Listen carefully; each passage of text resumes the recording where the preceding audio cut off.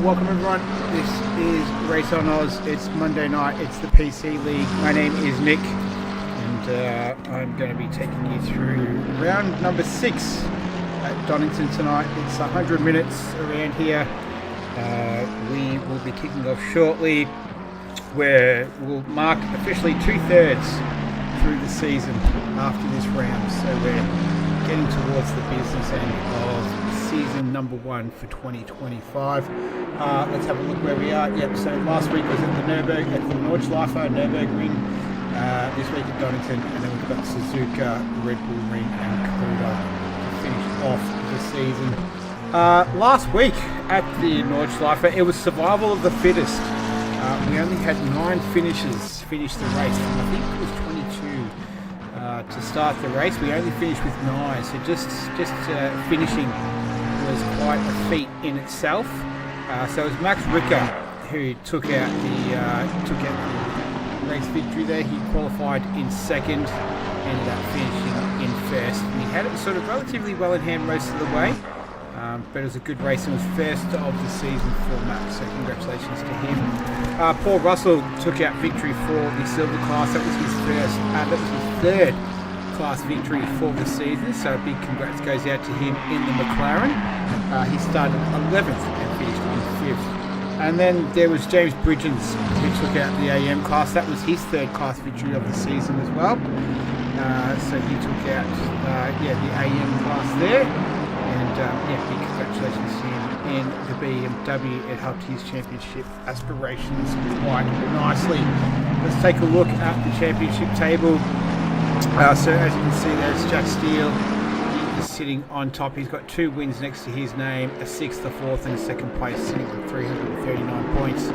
Max Ricker with his win last week takes him up into 2nd on 317. Benjamin Hignett, 5 third places in a row, this guy. Can he crack a different finishing position tonight? He's in 3rd, ironically enough, on 307 points. It would have been better than 303, but that's Aaron Parker. He's sitting there on 303 points after his win a couple of weeks ago. Terry Rayton, he didn't race last week, so he dropped down the standings. He's sitting there in 5th position. Vinny Canero, he's sitting there in 6th. In 7th is Paul Russell, having a really good season in the silver class. Andrew Lawrenson having a bit of a mixed season there, a 19th and 18th, a 10th, a 5th and a 2nd, 190 points. James McCauley sitting there in 9th on 159, and Matt Frost, Mr. Consistency, on 155. Let's take a look at the silver class in AM.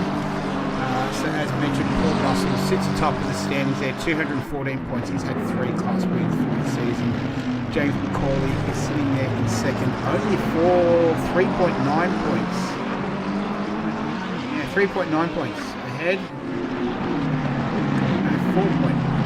3 point whatever. You can see Matt Frost sitting there in 3rd. Robin Herbert there in 4th position on 153. You've got Brett McGillivray, 131 points in 5th. Chris Hildebrand, Mark Hurley, Mitch Hayes, who's had a class victory this season, sitting there in 9th.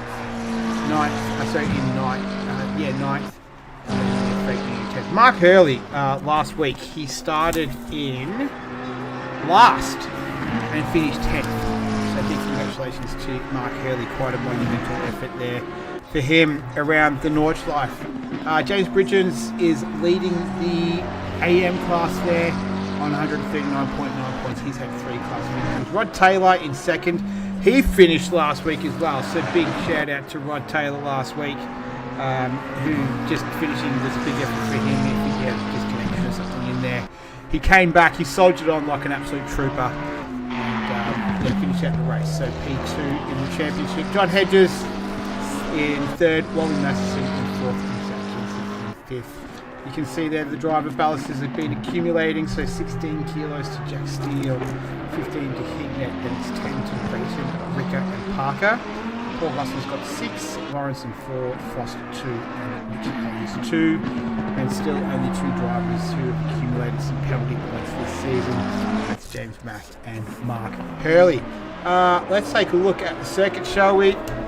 So it's 4.02 kilometres. It's 12 turns, and it is raining, so it's going to be quite slippery out there tonight. So you will be getting across there very, very shortly. But yeah, some cool names: Redgate, Craner Curves, Old Hairpin, Starkey's Bridge, up through McLean's, and then it's turn 8 of Coppice. Then you go up Starkey Straight. Then that leads you into 9 and 10, the S's, then into the Melbourne Hairpin, which brings you to turn number 12, and you are home.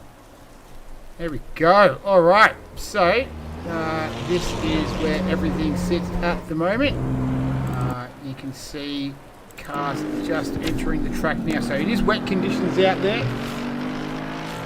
We'll see if that rain does persist. It was scheduled to the heavens to open in Valencia a few weeks ago, but not to be then, but it is tonight. So Frost is heading out there. I didn't catch what the times were, but the times were done in the dry, so it sort of makes it redundant now. As James Mack is heading out there. What a great team tonight. So kind of expect numbers to drop off a little bit at this stage of the season. Thinking about doing a 100-minute race on a Monday night. Haven't been going maybe that well. It's an easy one to skip. Not everyone's favourite around here as well, so I think James Pierre Reid, not one of his favourites. Luke King is his debut for the season. He has raced in Roos previously though. Fake News out there, Chris Hildebrand. Yeah, so James Pierre Reid, not a favourite of his. He's going out there this evening. Or Russell certainly is. He was up there in the times for practice, so look forward to see what he can do. What else do we have out there? Mark Hurley, Terry Brayton's back after a week. Oh, James Pierre Reid is out there. I tell a lie. Wally Masterson, Max Ricker. Well, he's got the standing livery. Alright, who's going to be the first car? Is it 884? Is it going to be Aaron Parker? No, not yet. Who was out there first? Just trying to see. Was it Benjamin Hignett, maybe? Let's go with him, eh? Let's go for a lap around Donnington as he goes through turn 1, which is Redgate. Pretty much up to the floor through turn 2. There. Very slippery. Wet. Not a hard time. He's in the rest of the car a little bit. Goes up through 6. Starkey's Bridge. I'm not going to lie, I'm not the biggest experience around this circuit, but I'm going to see the second part of the lap. And then out of turn 8, which is Coppice, and then down to Starkey Straight. Richards there ahead of him. Tyre bundle on the side there, you can hit them, it doesn't cause any damage to your car. Just a little bit covered up there from Bridgens. So, see if we can flick across to someone else, maybe Luke King. We've already got some times that are filtered through. 623, James Mack. We should look at the tyre bundle flying. We should definitely go to the replay on that. Let's see what happens here.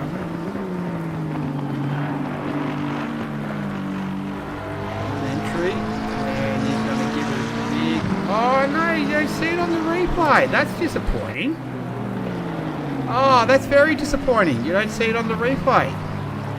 Oh, that was Hignett going around. What's happened here? Oh, pointing too late. Damn it. This was James Mack finishing off his lap. Still coming down. And there's Hignett in the background there. Stricken. So So, and Mac will have to go for another lap as we go to live images. Who else is out there? Jack Steele. So 34.7 is top of the times right now. That belongs to Terry Rayton. Looks like the rain might start to ease off, possibly. Track's still wet. 1.5 minutes left. And you can see the rain still coming down. It's scheduled to stop in the next half an hour, which will be a while after qualifying has finished. So we might not get improved track conditions. But Steele leads the way, a 34.1 from him. Here's James Bridges, so we saw him earlier. He's just up ahead of Benjamin Hignett. What sort of time can he do? Currently P13 at the, well, he was P13, he's dropped down to P14. Out there. Here's Max Ricker. His car is, I noticed it's a half and half livery. Got a spinner, 65. That's Luke King. He's teleported back to the pits. Get back to Max Ricker. There he is. Just coming out of the Melbourne hairpin. 8.5 minutes left. So it's Vinny Canero. He's gone to the top of the times with a 33.9. Tenth faster, so perhaps track conditions are improving slightly. Still says it's wet, but rain doesn't seem to be coming down with as much ferocity as it once was. Max Ricker goes top of the times, a 33.8. That's a tenth faster than what Kinero was able to put in earlier in the Nissan. And Frost, he is good enough for top of the times as well. So times are tumbling. Jack Steele, he goes into third. What about Chris Hildebrand in the Porsche? No, that is not going to do it at all. What about Mark Hurley? So 35.6 is the best he's got. There's Vinny Canero tucked in behind him. He's a couple of tenths up right now, and he goes to the top of the times again. So it's a hot potato, is pole position. What can Paul Russell do? He's just coming out of turn 12 now.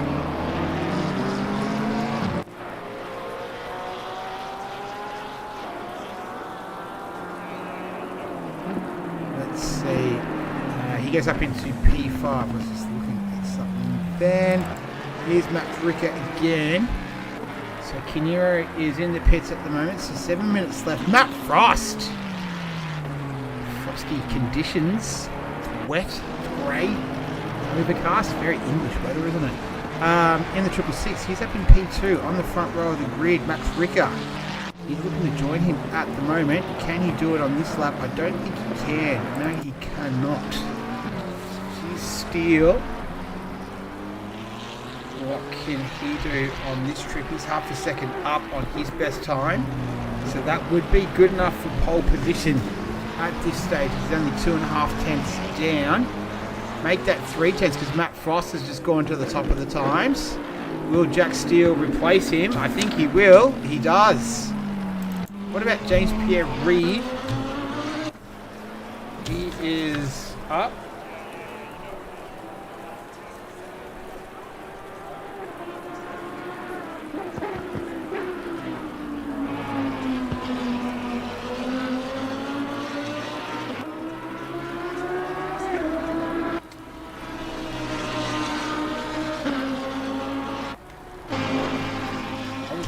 Back just in a second. Just hang on.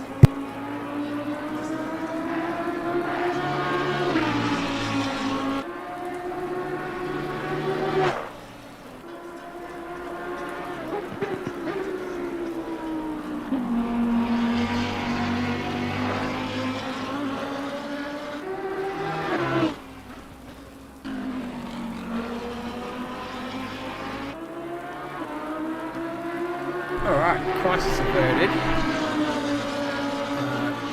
Pierre Reid in 8th position. Frost, he was sitting in pole position. Ben Ross, how are you, mate? I'm good, Ben. How are you?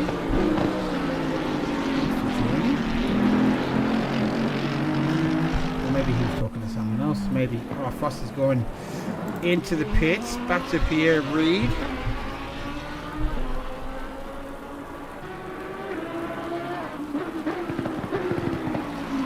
Just coming out of turn 12.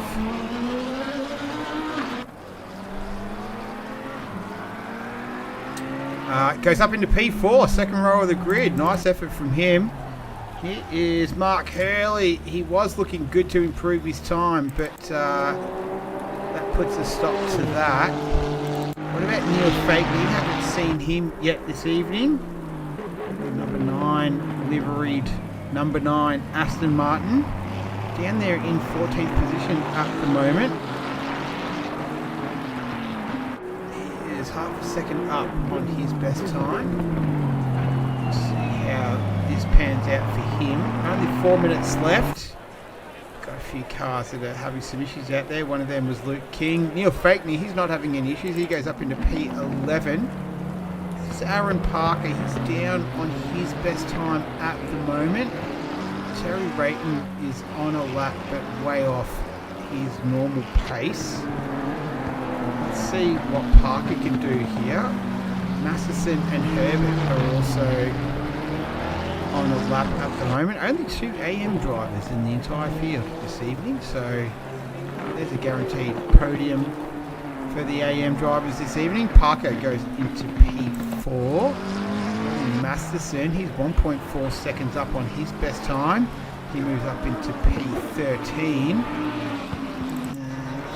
Corley is out there, Fakeney. What about Terry Rayton? He's the fastest car so far of the session, of which 3 minutes is remaining. Let's flick over to him, shall we?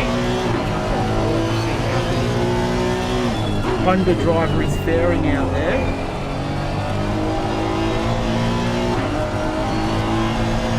Big slide. Weather seems to have sort of been pretty stable as well. So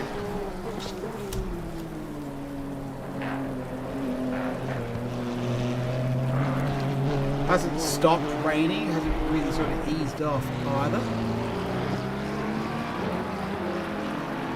Terry Rayton is almost up on his best times. 1.5 tenths the difference, almost 2 tenths the difference between first and second. Out there on the lap, James Mack completes one, remaining P14. This is not going to be for Rayton, he's not going to improve. What about this man? He's up on his best time, half a second, sitting in P5. Could he get a front row of the grid? No, he can't. Second row of the grid in P4 for Parker, so still not too bad. What about this man here? Jack Steele, 3.5 tenths the difference between P1 and P3.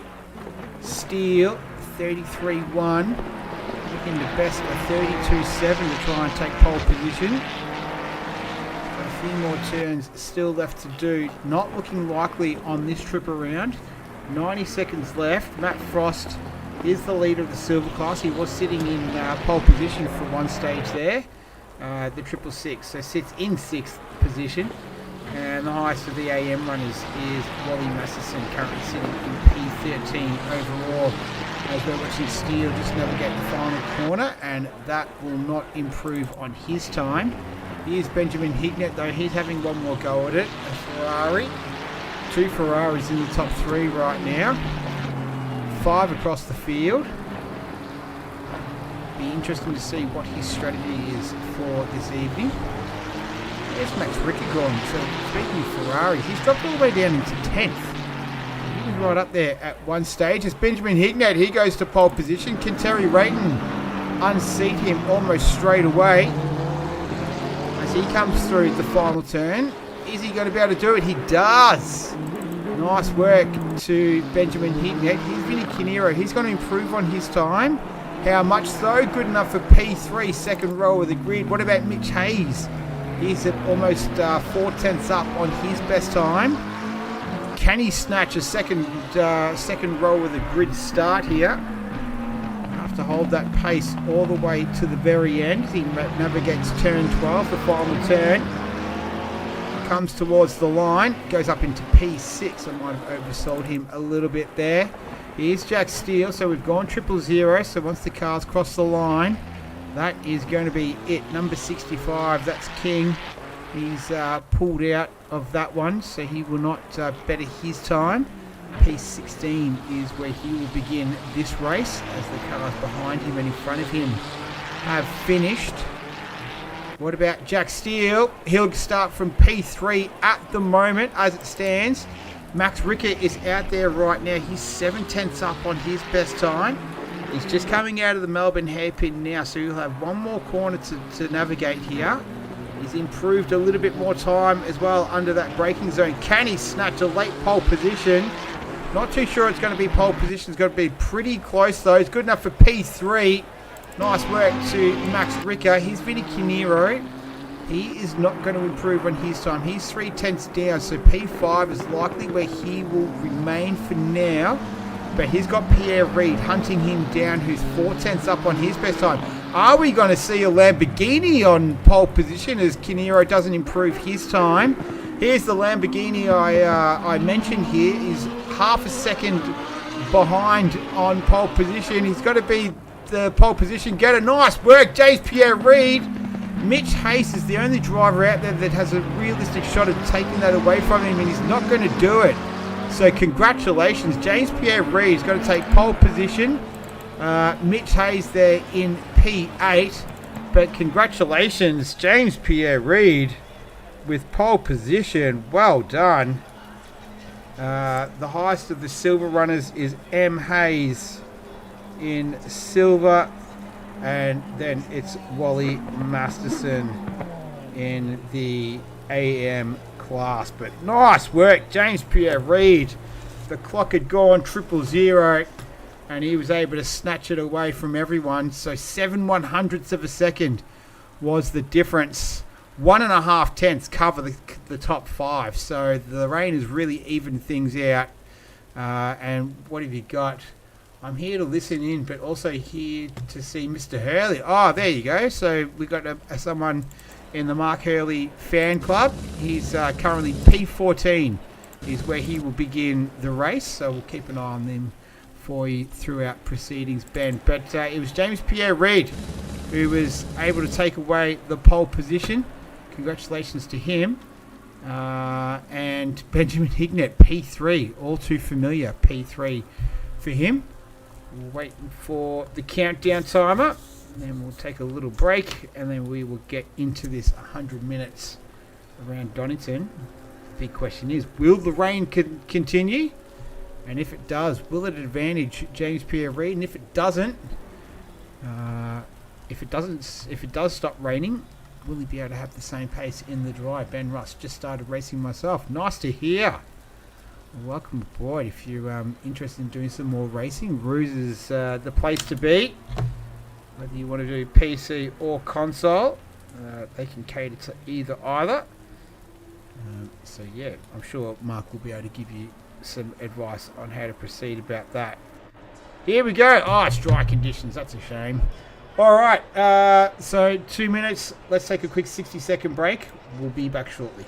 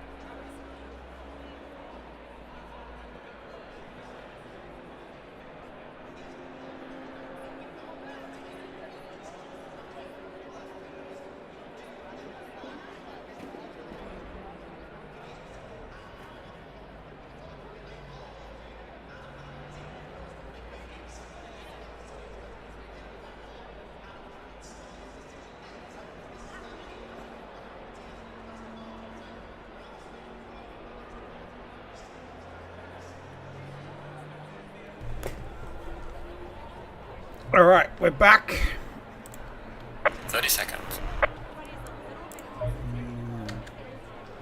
Let's go. Alright, so James Pierre Reid. It's a Lamborghini and a Honda. You don't see that too often in 2025 in ACC, do you? On the front row of the grid. But that's what we've got. Beautiful conditions. 2:03 p.m. in game time. We're set for an hour and 40 minutes. 100 minutes total. Air temperature is a delightful 23. Track is 30 degrees. Slight 1 kilometre breeze. And it's looking like it's going to be clear skies for at least the first 15 minutes of this one. Oh no! James Pierre Reid, what's going on? Our pole sitter, disaster. A possible technical issue, but James Pierre Reid, who snatched pole position in the dying stages of qualifying, is stalled on the grid. So try and keep an eye on that one. You can see on the track map just on the right hand side of your screen there, the number 15 is stationary. That is the number of James Pierre Reid, and unfortunately for him, he is stuck there. So I don't know if that's a disconnect or that's some sort of equipment issue. Whatever it is stranded him on the start line. That is very, very cruel indeed after such a great qualifying session. So hopefully he can get it going again. But we will see. Not looking good at this stage, as they're roughly almost halfway around on this warm-up lap. There's Hayes out there, heist of the silver runners. A lot of silver runners today. There's 9 of them, in fact. A couple of AMs, and the rest of the field is... So you can see Pierre Reid there. He's teleported back to the pits. So hopefully... Oh, I don't know. It doesn't bode well for him at the moment. Paul Russell out there as the rest of the field making their way down Starkey Straight. Coming through the S's now. Going to be a little bit easier to call this one this week as opposed to the 20 kilometre, 176 turn Nordschleife last week. Still fun though. And yeah, he's still in the pits. There he is. There's the live images of him. So unfortunate for James Pierre Reid, whatever it is that's ailing him is not going to be resolved before the start of this one, because this is where the field is right now. So it's going to be a lonely Terry Rayton. You can see on the left hand side of the screen, just on the far left, the stricken Lamborghini in the pit lane belonging to James Pierre Reid, where he's going to have to watch the start of this one once we get the signal. There it is. Paul Russell's got a drive-through penalty straight away. So probably sort of some start line infringement. Oh, a little bit of pinball through there with Hignett and Ricker and Parker. Steele in there as well. Mitch Hayes, Vinny Hero, Neil Fakeney's made up a little bit of ground already through there as well. They're making their way through Craner Corner. Oh, I think Luke King got caught up a little bit there, but other than that, the field has made another clean getaway. So good driving from everyone. Oh, there's Frost. There's Frost. Oh, that could have been a disaster. He could have taken out some unsuspecting participants there. Let's have a quick look at the replay. Watch this. So that's Fakeney. Just outbreak himself there a little bit. Matt Frost. And that could have been nasty. But all's well that ends well, except Matt Frost. He's dropped down into P17 in the field as they're making their way through the Melbourne hairpin for the first time this evening. And it's Terry Rayton leading the way from Benjamin Hignett. Parker in third. Jack Steele, Ricker, Hayes, Kimera, Hildebrand. Nice work, Chris Hildebrand. He's already made up 3 spots from where he started. Paul Russell, he's up 1 from his starting position already. Got a little bit of action going on at the back of the field. That's King in the Mustang. Massey's in front of him.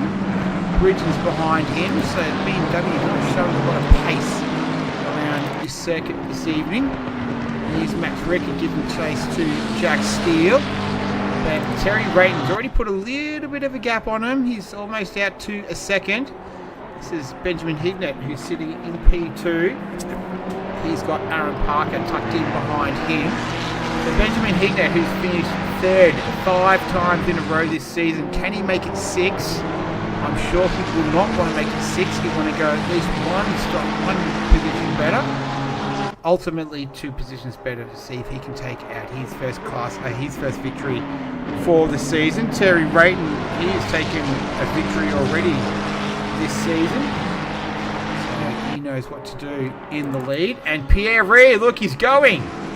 So whatever it was, it's been able to be resolved and fixed. And he's back underway. So he's got plenty of work to do to make his way back up through the field. It is on time, is on his side though. So it's a 100-minute race. Just might be a little bit lonely for the first portion of it. As we go on forward with Aaron Parker, he's not lonely right now. He's got Benjamin Hignett keeping him company. He's trying to edge that McLaren ahead of the Ferrari right now as they make their way through the sweeping right-hander of turn 1 up through Craner Corner through 3 and 4 to old hairpin of turn 4. And you're sort of going up a hill.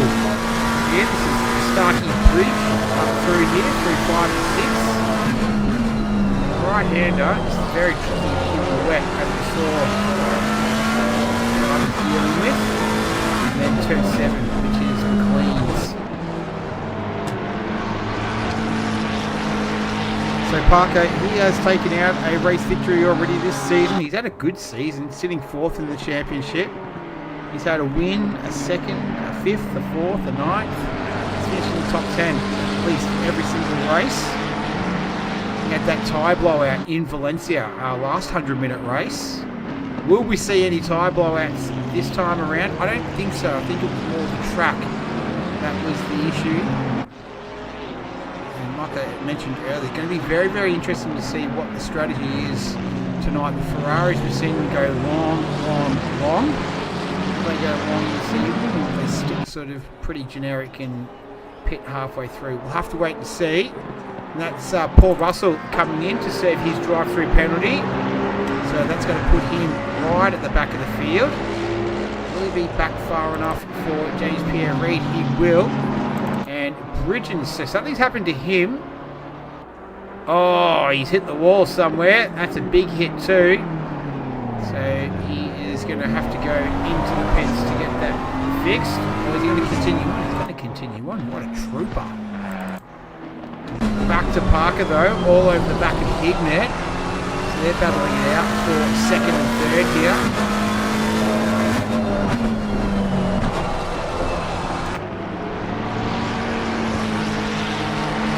Lovely livery McLaren it is as well. What's happened to Hurley? Let's see. So that's James Mack just behind him.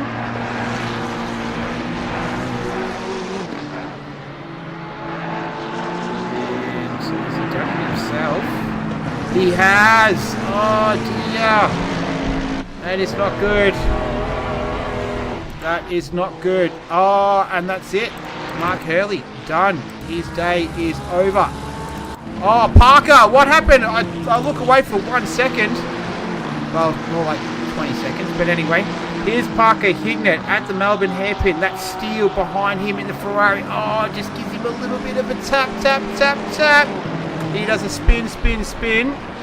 Comes around. Getting it going again. That's Steele who's there trying to redress that as we go back to live images. And he did redress that. So Steele is down in 13th right now. He's got Frost just up ahead of him. That's Herbert behind him. And Where did Parker come out? Or is he gone? He's gone. Yeah. Oh, no, there he is. P8. Aaron Parker up there in P8. So that's disappointing for him at this stage of the race. Here's Luke King. Where did he start? He started in 15th up until 11th. Big slide through there out of turn 8 through Coppice. He's got Frost tucked in behind him. Wrong one. There we go. Frost has dropped down 3 spots from 9th to 12th. So King has got his hands full with the Mercedes, another front-engined car. Goes down the inside of the Melbourne hairpin. Couldn't quite pull up the Merc. Or does he get a run on him? I think he does. And there you go. Good job to Matt Frost. He takes P11. Bloody hell, early. Yeah, you came here to watch him. And unfortunately, that's his day done, Ben Russ. I can't do any better than that. That's Parker's lost a position to Neil Fakeney. So I wonder if he's had some sort of issue there, or Neil Fakeney's just got the legitimate pace on him. But he's just dropped down a spot into P8. So I wonder if he's... I don't think he'd have any more damage. Tough from behind. Oh no! It is not Aaron Parker's day. Not his evening. Let's see what happens. We're on board with him. I don't think he touched it. This was just I think it's just a mistake. Maybe he got caught up a little bit in the dirty air from the Aston Martin ahead, and then yeah, around he goes. And bang, into the wall. And yeah, it has not been a good race so far for Aaron Parker. So he's dropped down there into P15. So Jack Steele, who turned him around earlier, he's in P12 right now. Luke King fighting back. It's his turn to go down the inside of the Melbourne hairpin on Matt Frost, who did the same thing to him on the previous lap. Big tail slap out the back there. They've got Jack Steele for company as well. So after his incident with Parker, so he's trying to feed himself through. Frost is able to get the better run out there. Just on the grass a little bit was King. It's going to be Ford Mustang versus Ferrari engine. Not able to get it done, so Jack Steele is able to slide through there. Back out in front though, it's this man leading the way, Terry Rayton. This is kind of what he does when he's out in front. He's hard to stop. When he gets the clear air, it is very hard to peg this man back. It's Benjamin Hignett sitting in P2 right now. He's got Ricker for company, only half a second back, a little bit further back is Mitch Hayes. So just sitting 1.3 seconds off these two. And you can see there he's got Vinny Canero in the Nissan for company right now as well. Then it's Hildebrand and Fakeney. He's got Macaulay all over the back of him at the moment. So they're battling out for 7th and 8th. Mitch Hayes is leading the silver class at the moment. P4 outright. So he's already taken a class victory this season. Chris Hildebrand, he's having a great race at this stage. Up there in P6. He started in 11th. So he's had a great start to this one. So is James Mack. He started in 14th. He's up 6 spots. James Pierre Reid has already started making his way up through the field. He started in 18th. Currently in P13 right now. So he's up 5 spots. And unfortunately, the biggest faller is Aaron Parker down 12 spots, sitting in P15 at the moment. Steele down 6, Russell down 6 as well, and Hurley down 4. So the top 2 hasn't changed. Rayton and Hignett, that's where they started. That's where they are at the moment, but everyone else hasn't changed either north or south. As we're watching Reid at the moment, what sort of time is he doing? 27.567 was his previous lap. That was one of the fastest on the circuit on that trip around. 27.725, Terry Rayton, that's our race leader. So James Pierre Reid, it was no fluke in qualifying. Not to suggest that I thought it was. Pace was legitimate in the wet as it is in the dry. we're watching Vinny Canero. This is on the replay. So this is him battling it out with Mitch Hayes. Are we going to actually see the pass here? Going to come pretty close. There it is. It's almost like Hayes just let him through there. So maybe a little bit of strategy in play from Mitch Hayes. Didn't want to hold Canero up. Maybe thought he didn't have the pace to battle him. And he's let him through. So Vinny Canero up there in P4 at the moment. Would be his best finishing position. I know we're a long way away from that. But the best he's finished for the season has been 5th a couple of rounds ago. So keep an eye on car number 1, 2, 3 as we make our way through proceedings. Back to Pierre Reid. So he's got Luke King just up ahead of him. We're going to try and make short work of the Ford Mustang. King's put in a good effort though. Good debut last week for the season. He has raced in Rouge before, so Neil Fakney was able to let us know that, which is quite nice of him. So King has got a bit of work to do though to try and keep the hard charging Lamborghini behind him. If you go on board with Pierre Reid, we can watch him working at the wheel. Got the Mustang in his sights now. Nicely turned out. Red, white and blue. Colours. American car. So Pierre Reid not making it not as easy as he'd be hoping for. Here's Jack Steele. He's looking to go down the inside at Melbourne Hairpin. We've seen plenty of action in there already. So we'll see plenty of more throughout. Looks like the weather forecast is pretty favourable as well. So the next 15 minutes looks like it's going to be like it is right now. Sunshine, maybe a little bit of cloud cover. Air temperature 23, track temperature is 30 to 37 in game time. Frost. Merck, 56. He's got 2 spots from where he started. Field just starting to stretch out a little bit now as Pierre Reid gets the job done. Let's go to the replay to see how that came about.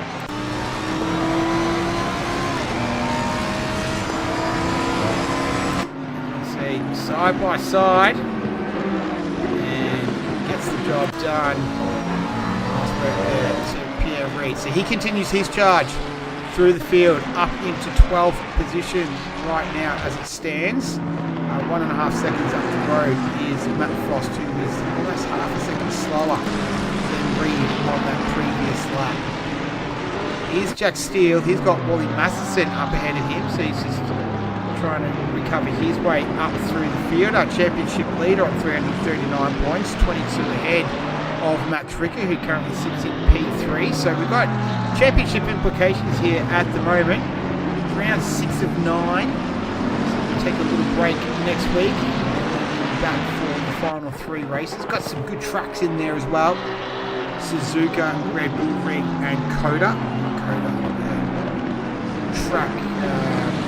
Track limits nightmare basically around there as Steele runs wide, and that's enough to give Matt Frost the advantage, and he's able to slip on through there, so he takes another spot away from Steele. So just his night is getting a little bit harder as it goes on. To give you just a quick update at the front, so 3.8 seconds is the lead between Terry Rayton and Benjamin Hignett. Less than half a second the difference between Hignett and Ricker. So the pace is on between those two. 27.3 that last trip around from Rayton, at 27.6 to Hignett and Ricker. So Rayton in that fresh air, putting the Honda to good use at the moment. Been going already for 16 minutes. Still to go in this one as Hignett continues to hunt down the Ferrari. Ricker continues to hunt down the Ferrari of Hignett. And the Ferrari hunting Mercedes. Here comes Pierre Reid. These are two faster guys than Frost based on qualification. Not on track at the moment. So Frost is going to be in a very tricky situation here. And Steele, who's already been involved with Parker in a little argy-bargy. And he's got James Pierre-Reid coming through, who was our pole sitter. Had some technical difficulties that made him start from the pit lane. Started in 18th, worked his way up into 12th. Oh, Luke King gets a little sideways there, oversteer. So, yeah, this is going to be an interesting little battle between Steele and Reid. Can they maybe work together and try and make their way up through the field? They've got Frost, Masterson, Corley. They've only got silver drivers ahead of 2 pro drivers. So, given the class disparity, I would think they might be able to make their way through relatively quickly. We'll have to wait and see. The drivers ahead, certainly no slouches. One of them is Matt Frost, Mr. Consistency. It's quite a nice turnout, just the basic livery on the Mercedes, but I like it. The predominantly white with gold.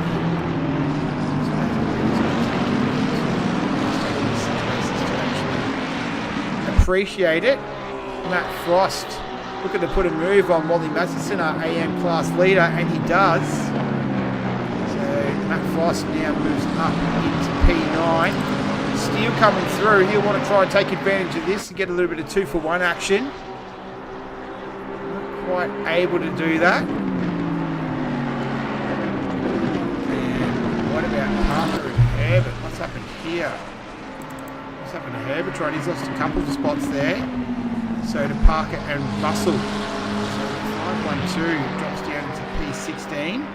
Shout out to Herbie, one of the admin. Here's Jack Steele. So he gets past Reid. It'd be interesting to see how that... missed it.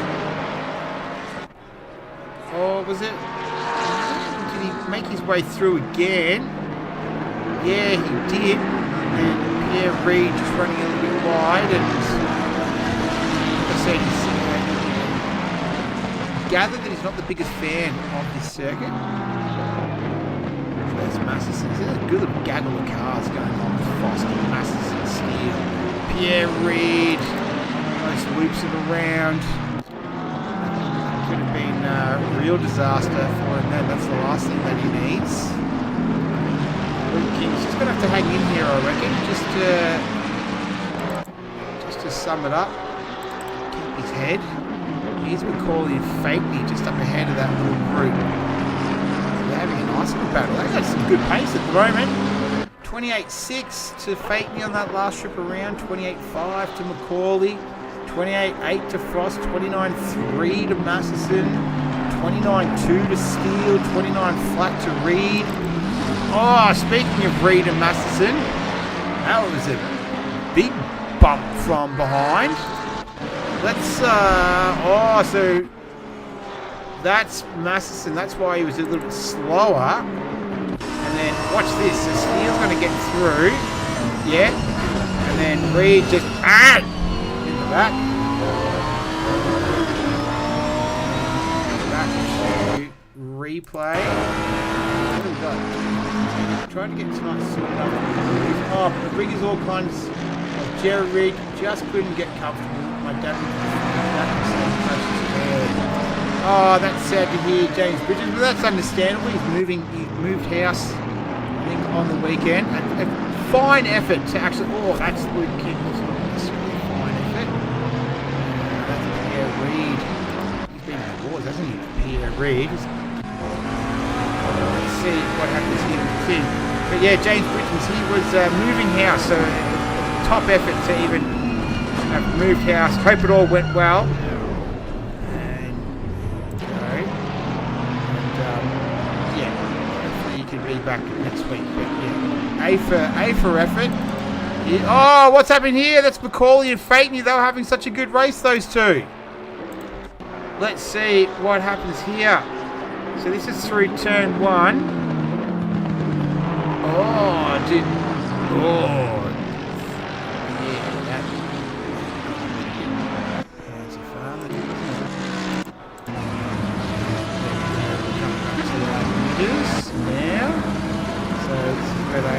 Fakeney in P13, Russell in 14, James Mack just tucked in behind him in 15.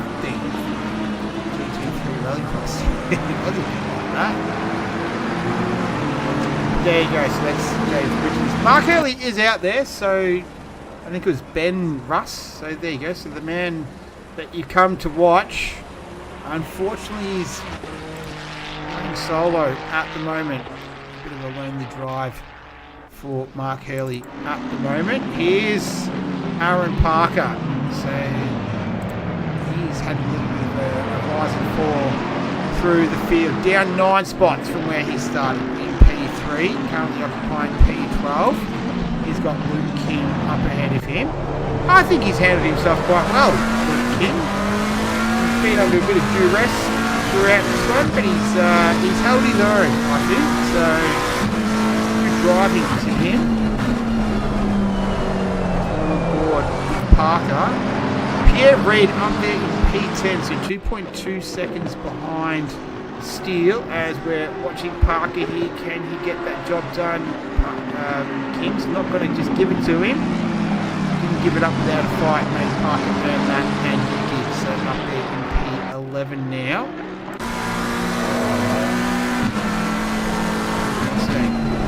Fight back, not at this stage. It's all going on down in the minor places outside of the top 10. The gap between Rayton and Hignett, 6 seconds now. Terry Rayton absolutely flying a 27.6 on that previous lap, which was the fastest car on the circuit. So he's doing a fantastic job at the moment. Is Terry Rayton looking to try and take his second win for the season? As mentioned, it's going to be a dangerous strategy. How long will these guys go? Terry Rayton can go a pretty long time as well in that Honda. Fuel economy seems to be pretty good. See how far he can stretch it out. But in the meantime, we've got some racing down there in 30th position, so that's Neil Fakeney getting the job done on Paul Russell. He is 6th in class right now. Is Paul Russell.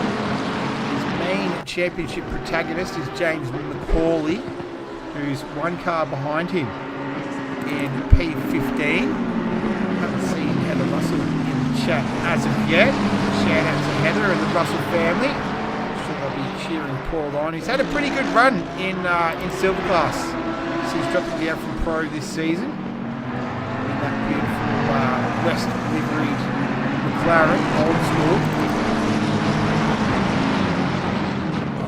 Ben Russ. Oh, you brought a racing wheel. That's Luke King. Wide. Get back to that in a second.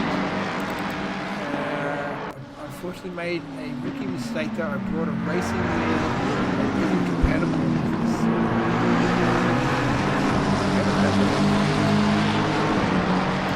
thought it would depend if it's... I didn't think it was game dependent. Here is Parker. Maybe not PC compatible, so I'm not too sure on that one. But here's the action on track. So this is Aaron Parker making his way past Ollie Matheson.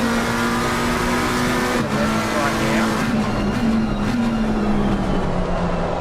Oh, it's Heather Russell in the chat. How are you, Heather? Nice to see you. Paul is doing all... Well, Paul's had a bit of a mixed one so far. He had the drive-through penalty at the beginning of the race. That's what has really killed him. Had a good qualifying effort. Qualified in P10. So only 14th at the moment, which isn't too bad considering he had to serve that drive-through penalty in the opening stages of this one. Aaron Parker trying to find his way past the McLarens. A trio of McLarens. 10th, 11th and 12th.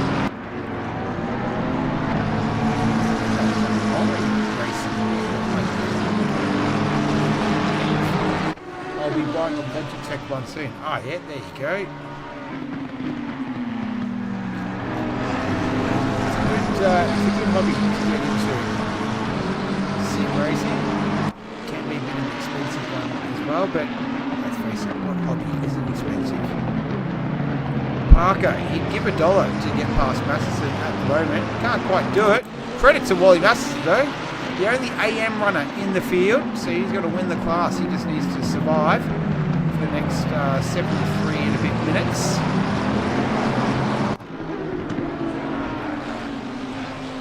As we're making our way through at least the first half an hour, just about, not too far away. Masterson though, holding his own against Parker. I wonder if he got maybe a little bit of damage from earlier on, but I wouldn't assume that it would affect his speed that much as Paul Russell gets the move done. Let's go on board with him. He was in the draft, out of the draft, in the draft, going down the inside, sends it. He's going to get the job done. Nice work to Paul Russell. So he moves north again, up one spot. He's currently in P13 at the moment. Go back to, oh no! So that's Fake Knee went off with him as well. What happened there? That's Hurley coming through. Let's see what happened here. We'll go to the heli cam. Might give us a better idea. Was it a bit of a sympathy spin? Oh no, that's contact. Neil Fakey. So, unfortunate incident. I don't think there wasn't any malice in that, from my perspective. Neil Fakey, that's a driver. Just one of those things. But that's dropped Fakey down into 16th, Russell into 15th. So it's 2 steps forward, 1 step back tonight for Paul Russell, unfortunately. Look at Vinny Canero. He's all over the back of Max Ricker right now. What was the last lap? 28 flat to Ricker and 27.8 to Canero. Going down the inside, he makes contact. I don't think that move was on then. I think that was a little bit over ambitious from Vinny. Let's see. So he's going to get the run on him. He's going to send it down the inside. Space there. We'll leave it up to the trusted drivers panel, which has expanded, ironically, to actually feature Max Ricker. And I believe Jack Steele is the other driver who stepped up to try and handle some of the admin work. Look at the airplane in the background. That's so cool. Yeah, to handle a little bit of the admin load as far as the trusted drivers panel goes. So a volunteer role, as is everything in this league. No one gets paid. Anyway, yeah. So good on those guys for stepping up. I might have to go through to another member of the TDP other than Max. Goes out.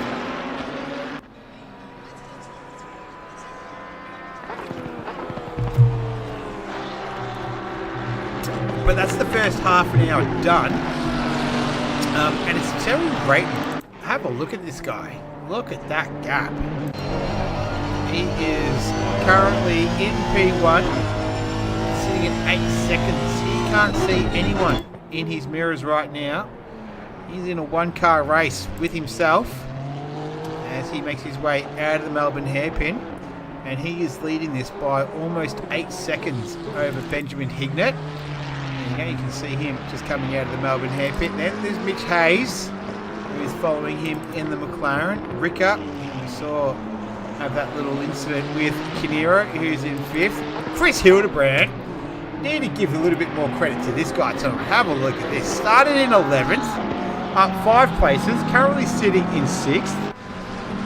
6th outright, and you would think, oh, he's probably leading the class. Unfortunately, he's not. Mitch Hayes is leading the silver class, but Chris Hildebrand having himself a race. Oh, have a look at this. Pierre Reid and Jack Steele just getting the elbows out there. Let's go back to the replay. So this is at the Melbourne hairpin. They already had a little bit of contact there. Now through the final turn, do they repeat the dose? Yeah, a little bit of bumping. Maybe Jack Steele will review Max Ricker. Max Ricker will review Jack Steele in the TDP. I don't know if that will really go there. You got to submit a complaint. It's not automatically reviewed. Not too sure if that would really go. It's just good, hard racing, in my opinion. Sort of what we saw with the. There's a bit of V8 Supercars controversy on the weekend. Social media posts influencing stewards' decisions. I haven't read enough into it, but that seemed quite peculiar in my eyes. But yeah, I'm not too sure how that necessarily worked. But the first thought that comes to mind, if that is what is influencing it, that is probably not the right processes and procedures. Here's Jack Steele on Frost. Steele, Parker finally gets past Masterson.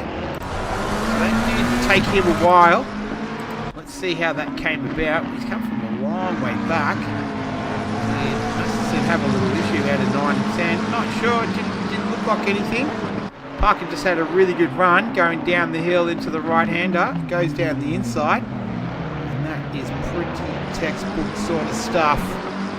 Go back to live images. Back to Steele and Frost. They got Reed about half a second back from them. Pushing pretty hard. Matt Frost, 28.8, 28.2 to Steele, 28.6 to Pierre Reed. Here's Vinny Canero once again. All over the back of Max Ricker. Already seen him launch an attack that ended in both cars almost spinning, doing about a 90-degree turn. Canero, big dive down the inside. Ricky gives him plenty of room, comes back hard, gives him a big whack in the side.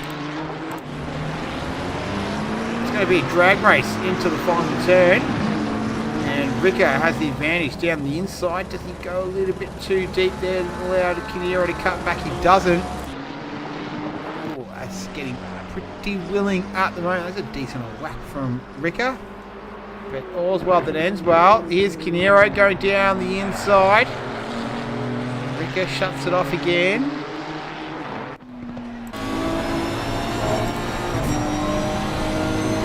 Bumper action.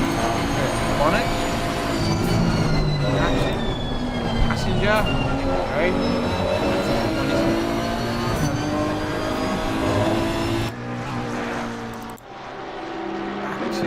Pierre Reed. Steele. They've got Frost and Hildebrand up ahead, a couple of silver drivers. So there you go. There's the gap between Frost and Steele. And then it's about 4 seconds between Frost and Hildebrand. Performance so far in this race.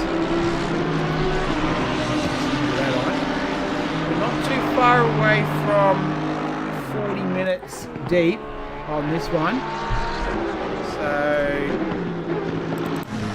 pit stops will still a little while away. It's going to be interesting to see when they actually start. Here's James Mack. Back of Matheson. We saw Matheson get overtaken through there on the previous lap from Parker. This is Mack going around the outside, cuts back, and I think he's going to get the job done. Matheson's not going to give it up without a fight and go through the final turn. Mack gives him a little bit of a bump, bit of Morse code there.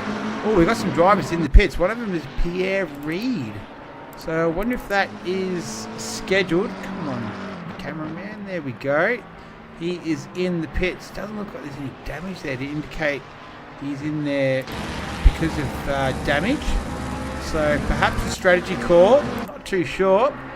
Keep an eye on that. We'll check his time. Neil Fakeney is another one in there as well. The cameraman just catching up. There we go.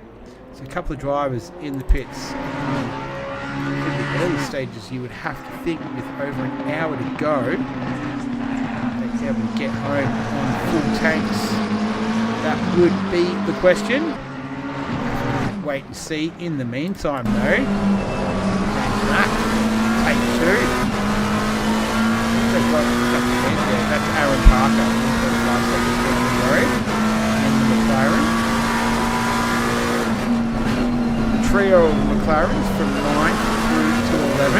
Parker Matheson Corley. Matheson, nice with the AM drivers, the only AM driver in the field. Going to be in it to win it. Really big in this camera. We'll come back to that a bit throughout the remaining hour and a little bit left to go in this one. Round number 6 of the season. As mentioned, 2/3 distance marked after tonight. 3 more weeks, only 4 more weeks until the season, the 1st of 2025, will come to its conclusion. At Coda, 100 minutes around the Circuit of the Americas is where we will finish the season.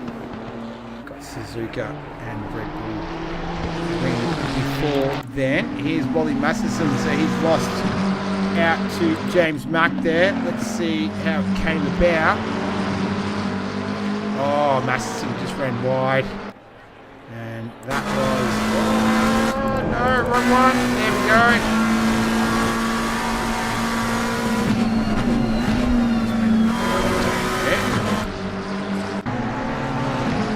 Nice work from James Mack. Moves up into P10. Does a little bit of driver coaching in real life motorsports as well. So he's trying to do the world time attack at Sydney Motorsport Park, trying to get an entry into that. A very unique event, the world time attack. I had a good little documentary on that. I'll go and watch that on YouTube. Yeah, it's pretty cool. Race the clock. All about the conditions. The conditions and the tune. So here's Herbertron. He's chasing down Luke King. Luke King's putting in a good effort tonight. I'm digging it. From 15th into 12th at this stage. So he's having a good race right now in the Ford Mustang. Vinny Canero, he is all over the back of Max Rico. I've said that a couple of times already, so these two are having a really good old battle. This is through the S's at 9 and 10.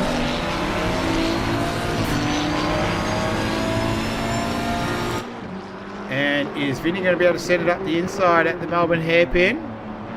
No contact. Nice and clean. Nice work from Vinny. This is not over though.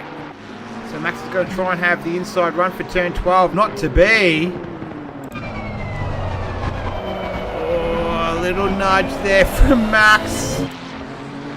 But didn't turn him around. I don't think that was the objective either. And Vinny Canero now moves up into P number 4. So as mentioned, that would be his best finishing position of the season.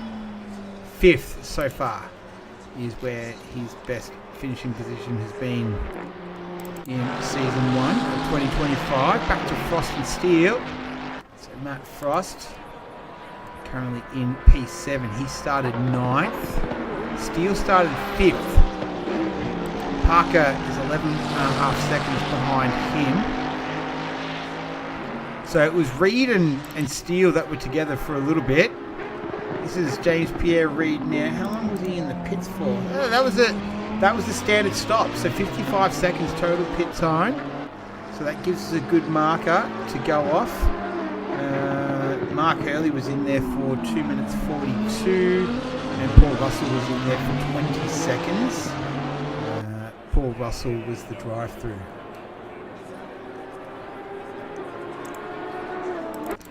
Back to Herbertron here, Robin Herbert.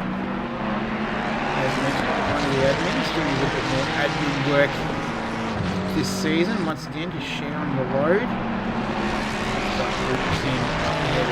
Now that is the yellow Ferrari of Mark Hurley, who is currently a few laps down right now. So he's in 16th position, and that was Paul Russell just a little bit further adrift from those two at the moment. So that is 4th position. He's down in 14th, so after having to serve that drive-through penalty and then having a couple more little incidents along the way, which has put a bit of a big dent in his race so far.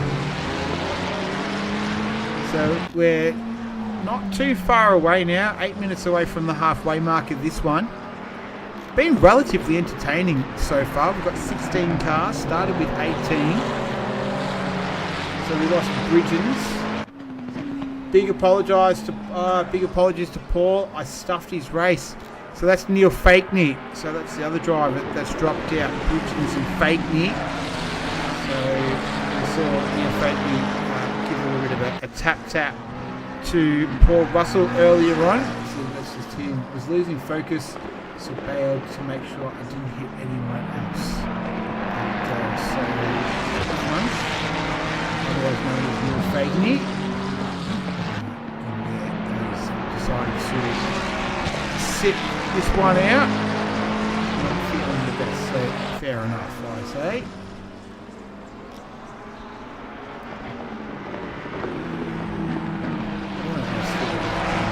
Terry Brayton.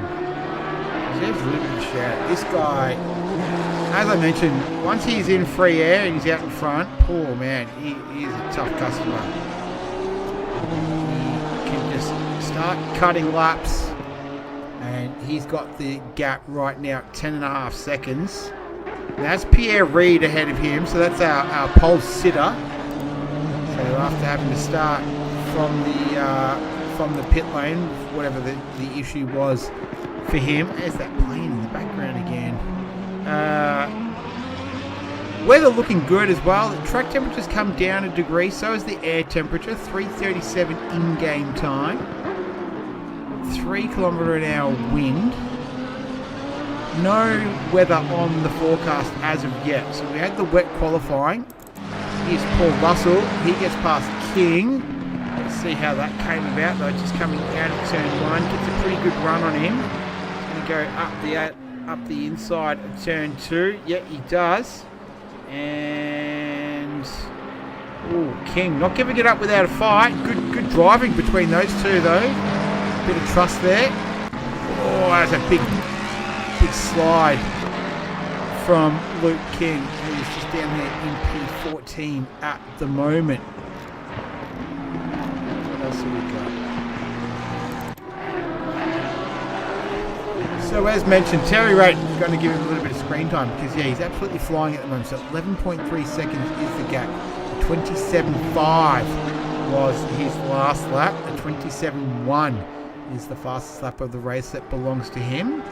So he is absolutely on fire right now as he comes through 9 and 10. So 11.3 seconds is the gap between P1 and P2. So as mentioned, that's Pierre Reid. So he started from pole position. But yeah, well, he set the pole position time, but he wasn't able to start from there because he actually started from pit lane. He had some sort of technical drama. Let's do a lap with Terry Raitt, and I'll shut up. You can just watch.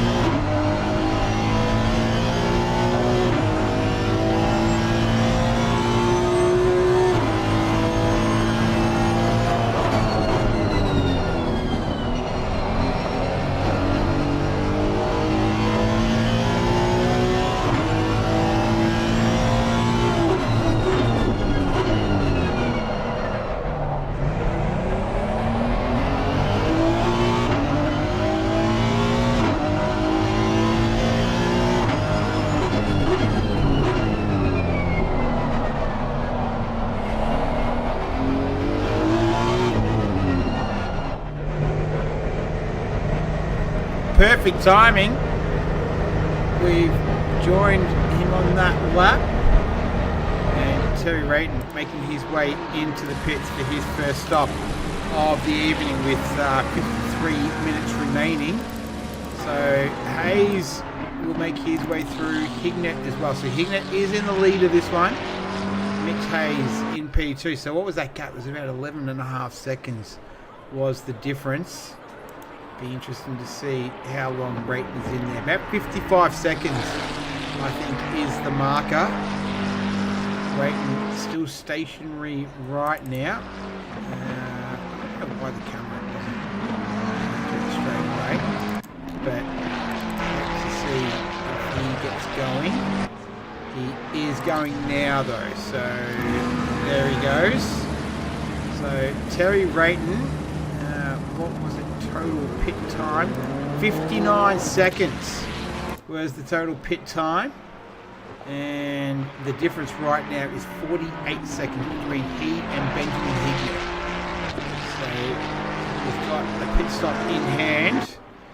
He's made his pit stop and he's come out well within having to do it. So this is going to be interesting. So right now, if Hignett was to pit, it's going to be about 55 to 59 seconds, which would bring him out behind Terry Rayton. Now, Benjamin Hignett, I don't know if you've been watching before, but he's been quite renowned for going extremely long in that Ferrari.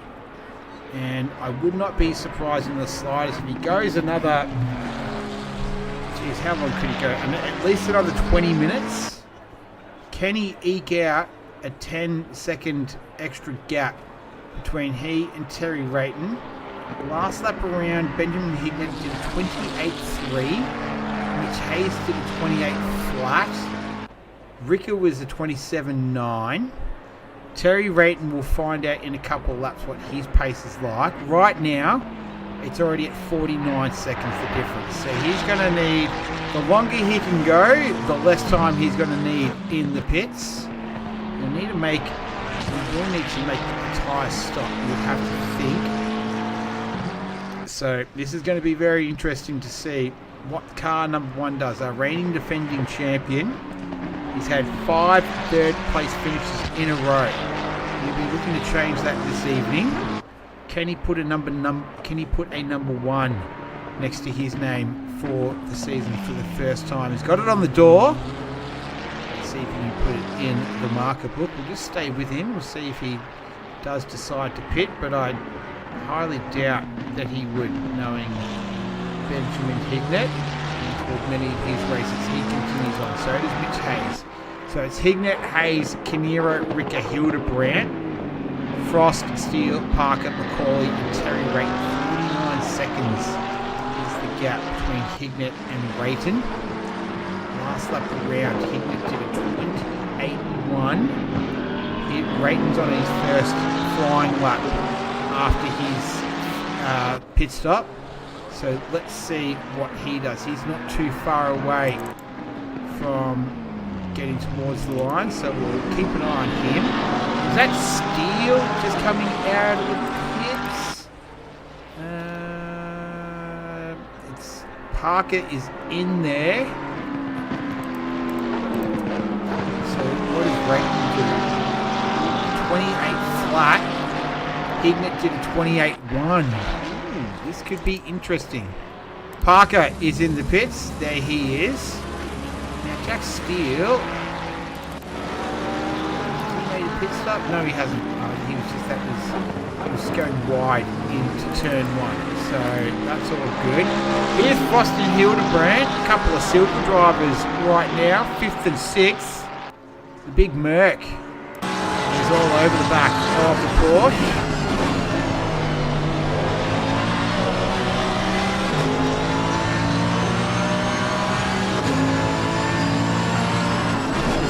That engine hum.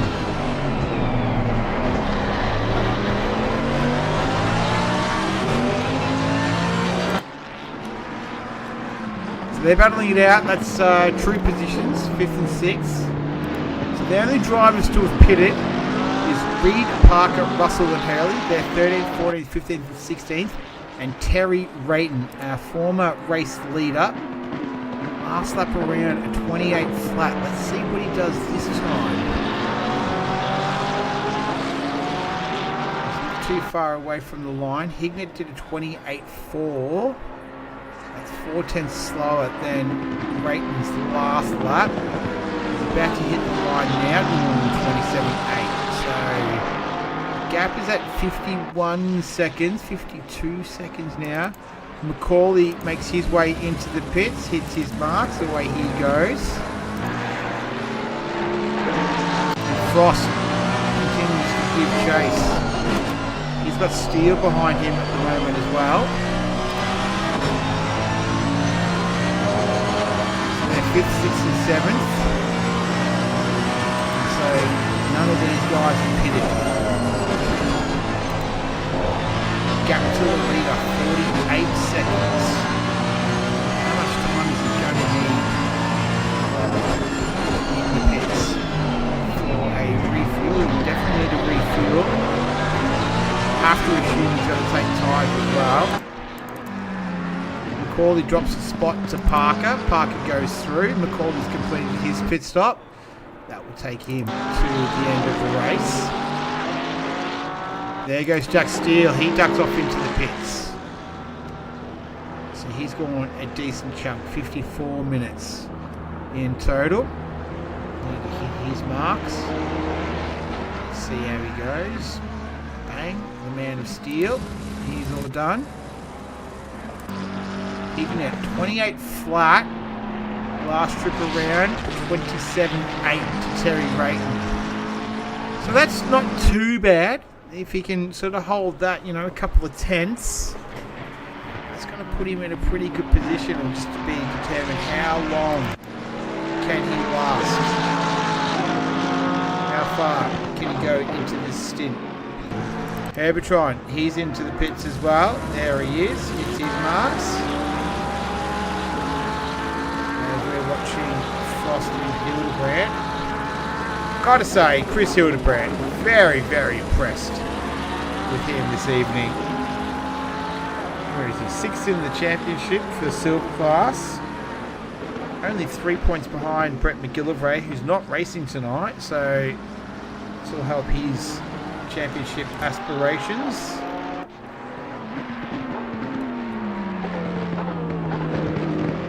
And he's got Frost. Only about a tenth the difference between these two in terms of pace on the previous lap anyway. Hildebrand 28.3, 28.1. That's Herbertron coming out. That's Mark Hurley in the pits again. So I think that's just a regulation stop for him this time. It is. And away he goes.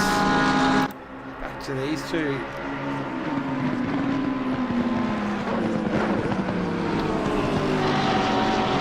Going at it.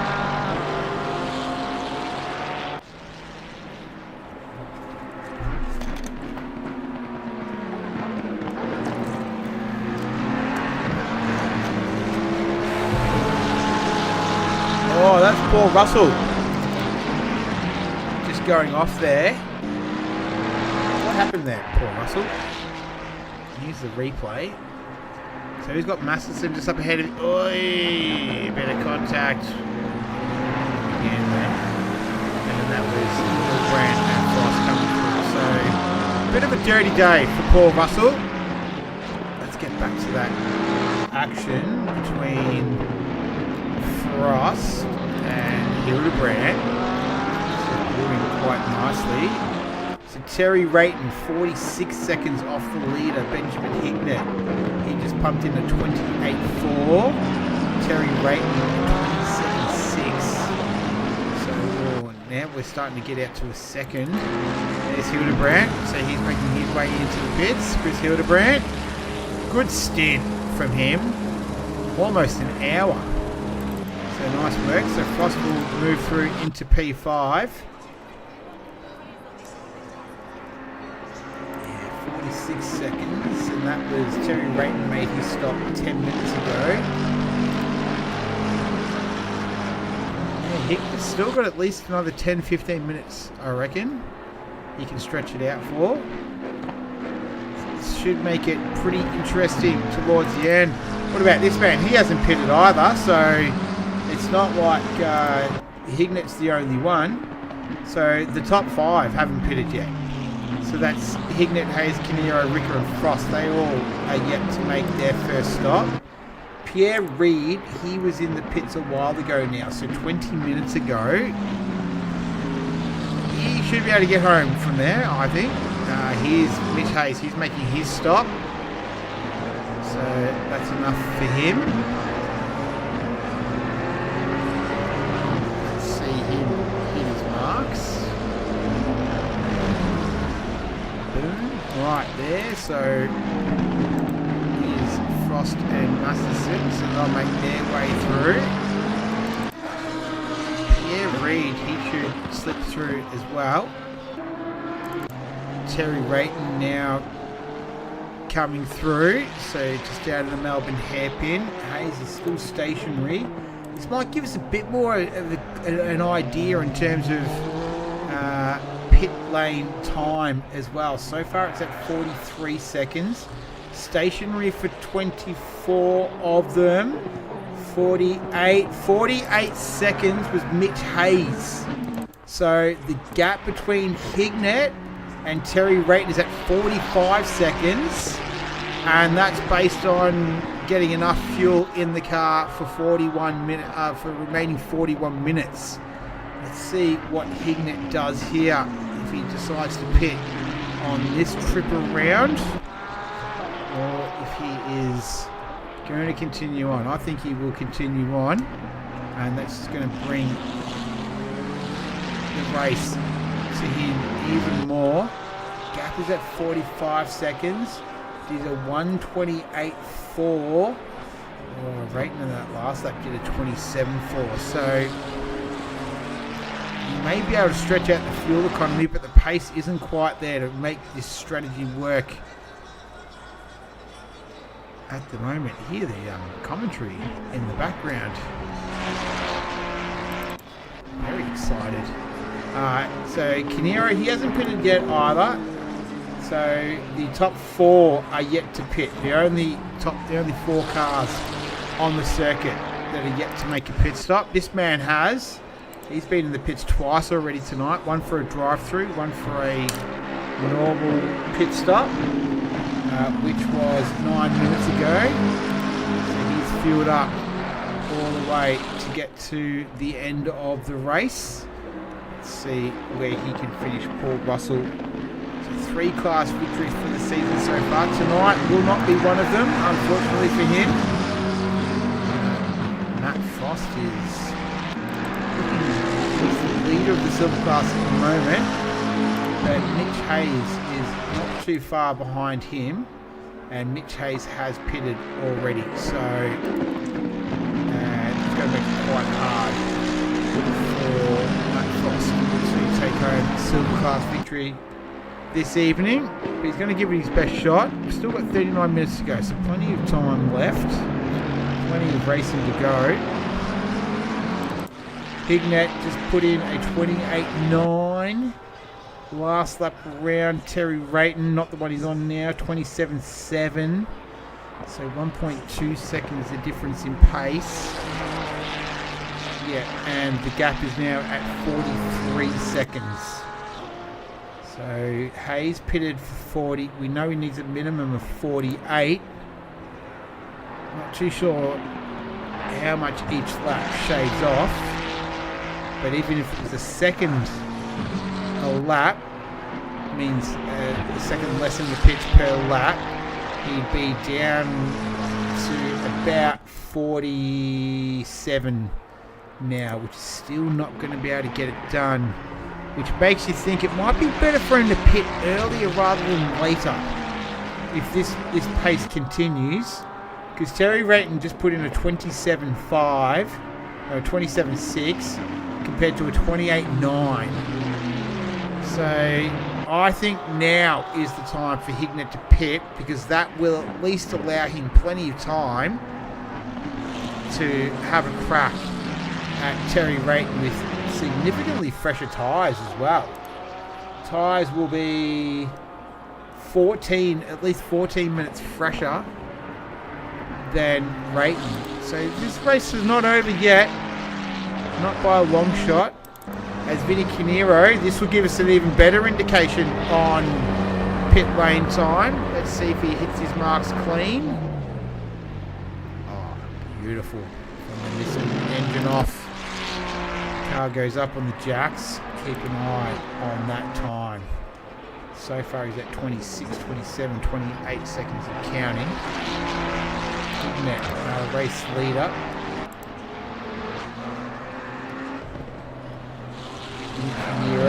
Ooh, 16 seconds. Oh, he's in and out. That was 40 seconds. Whew, 40 seconds. The gap is 43.3 between Hignett and Rayton.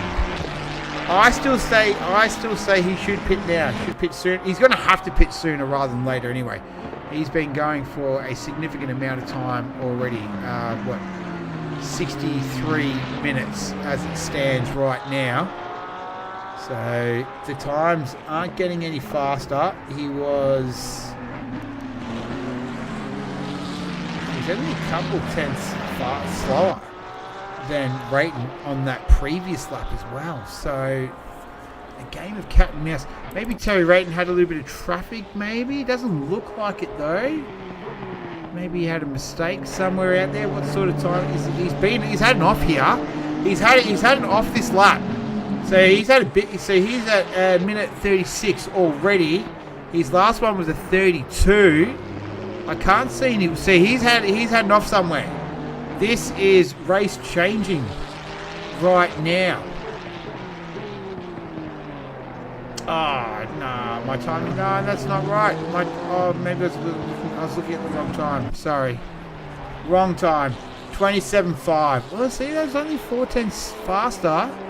So still at 43 seconds. The difference between Hignett and Rayton. What is so Ricker still needs to pit as well as Frost, and as does Frost. So there's only 3 drivers that are yet to pit. That's P1, P2, P3. Gap is at 43 seconds between Rayton and Hignett right now. So what sort of time does Hignett do? 27.9 was his last one. It's more of a case how much further can he go?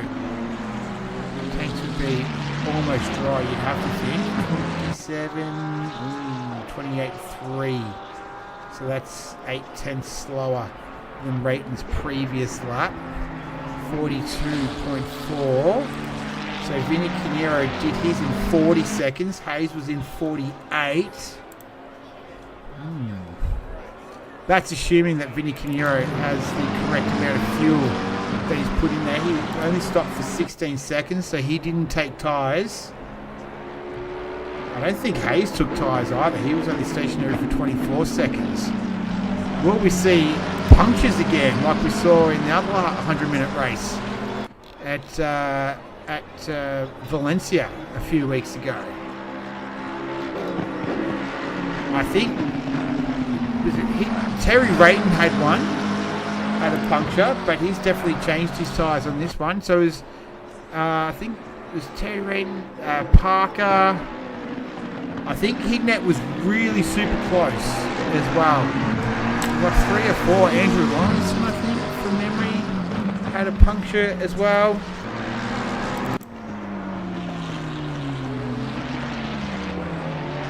"42 seconds the difference." I think he's not going. I don't think he's going to pit for tyres anyway. So we're saying 40 seconds is about the cut-off. What is his lap time this trip around? It's 28.2. What does Terry Rayton do? In the meantime, Ricker has been lapping 28.1. We just did 27. He just did 28 flat. Frost, his last lap was a 28.1. What is this trip around? He's in the pits. There he is. So he doesn't record a time. Here's Wally Masterson and Paul Russell.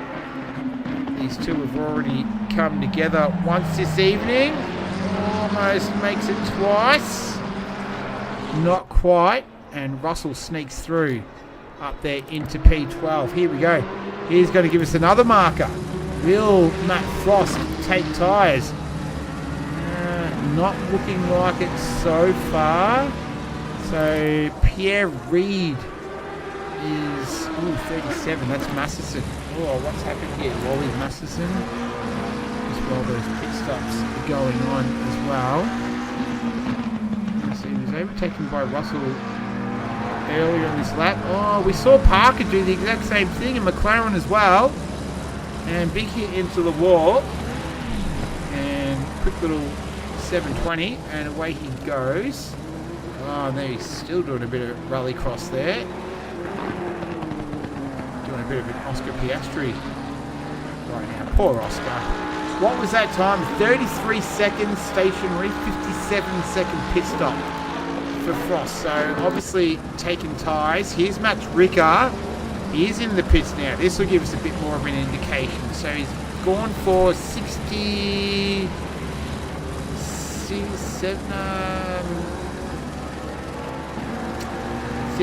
minutes. Yeah, he's gone for. So Hignett, he's in the lead. Terry Rayton coming through. Ricker still stationary right now. Is he going to take tyres? You should see him on the far right hand side of the screen. There he is. Stationary. 20 seconds and counting. He's been stopped for 26. 20. He's taking tyres, I think. I'm pretty sure he's taking tyres. Yeah. Oh, here's Wally Masterson coming into the pits. There goes Ricker. His stop time is at 55 seconds total. What does Hignett? Is this the lap? He's been going for almost 69 minutes and counting.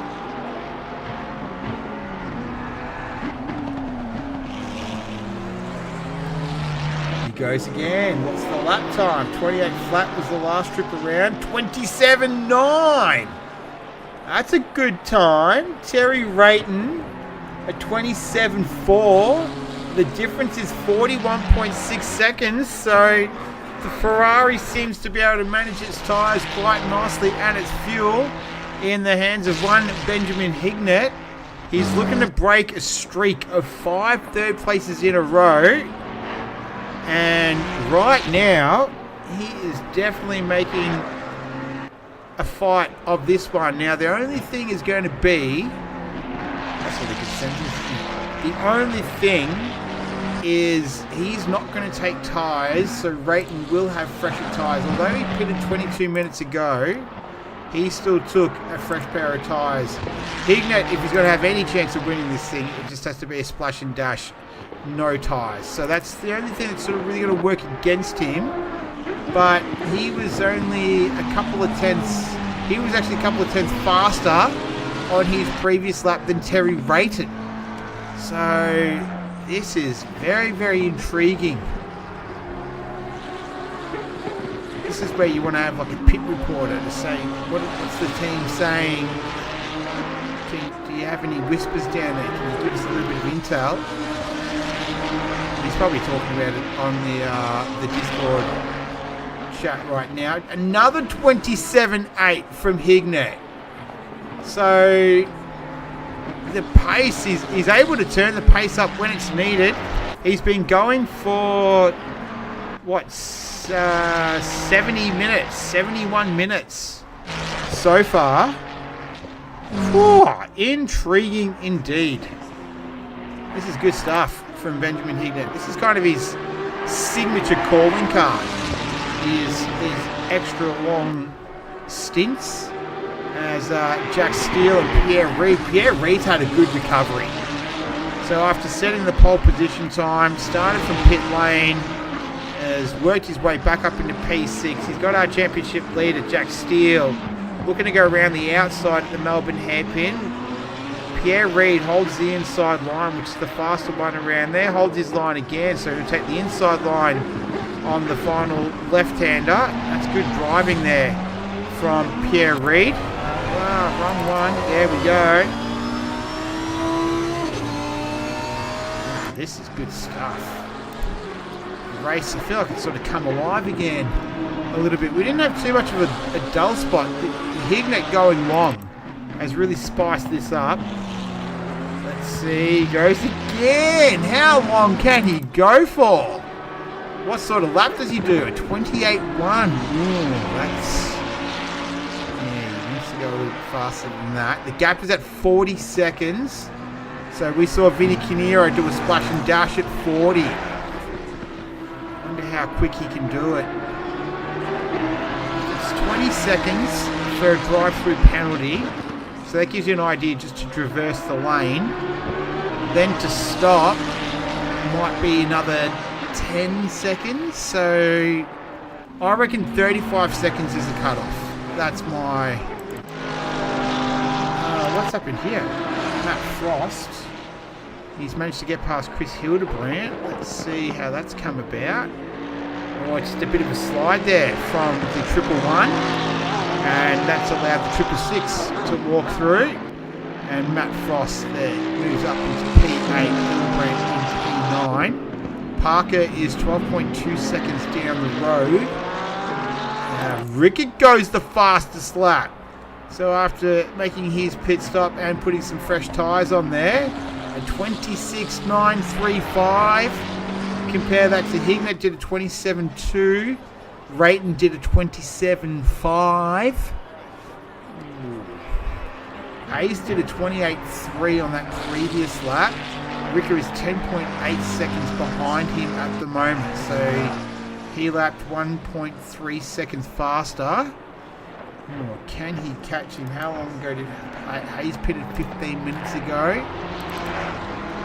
Back to Pierre Reid and Steele in 6th and 7th. This is kind of damage limitation a little bit for Steele. So he's quite fortunate in terms of the main contender of this race, Terry Rayton, is in P5 in the championship. A fair way behind Jack Steele, so he's not going to eat into his championship too much. Then his next biggest competitor is Max Ricker, who's down there in 5th. So once again, he won't eat in too much. He does need to keep an eye on Hignett though. Hignet's 32 points behind him and in contention to win this race. So setting us up nicely for the final 3 races after this one. We've still got 25 and a half minutes left in Donnington Park, 100 minutes, round number 6. We're watching James Pierre Reid and Jack Steele. So Pierre Reid starting from the pit lane, working his way through the field up into 6th. Steele had a tangle with a driver. Who was it earlier on? It was someone. What's Hignett going to do? Here we go. Hignett's pitting. It was at 40 seconds. 40 seconds was the gap. Pressure pit stop. He's gone 75 minutes in this stint. He will not pit for tyres. You'd have to think. And yep, that looks pretty good. Here comes Terry Rayton through the Melbourne hairpin. So he's been stopped 8, 9, 10 seconds. We'll get to him in a second. Still stopped. Still stopped. No, he's gone. Hignett's going. There he goes. So Terry Rayton coming down the front straight. Here's Hignett. That's Mark Hurley. That's Herbertron. So he's got 2 cars in between him. He was stopped for a total of 13 seconds. 36 seconds total in pit lane. Benjamin Hignett now holds a gap of 4.5 seconds, the difference between he and Terry Rayton. Terry Rayton on that last lap did a 28.1. Hignett needs to hold on for 24 more minutes at least to take victory here, and that would be his first of the season and the first time that he's finished anywhere other than 3rd position. 5 third positions in a row. Can he hold on and take race victory? That would be a cracking strategy call that he would have made. It is a bit of a calling card for Hignett. He's really actually, I feel like he's improved his driving a lot this season as well. Last season, he was sort of, he was fast, but he got in incidents early on. And to his credit though, he'd always stick it out. He never just rage quit it. But this season, haven't seen that. Seen a much more composed, level-headed Benjamin Hignett this season compared to last. So, and it seems to be paying off right now as he completes another lap. It's 4.1 seconds the gap between this man here in the laundry house coloured Honda, the 85. He just pumped in a 28.137 did Terry Rayton. We'll see how Benjamin Hignett's lap stacks up next trip around, but it's 4.2 seconds the gap. He gets past Herbertron, so Herbie's down there in P13, so that wasn't his race. He lets him through.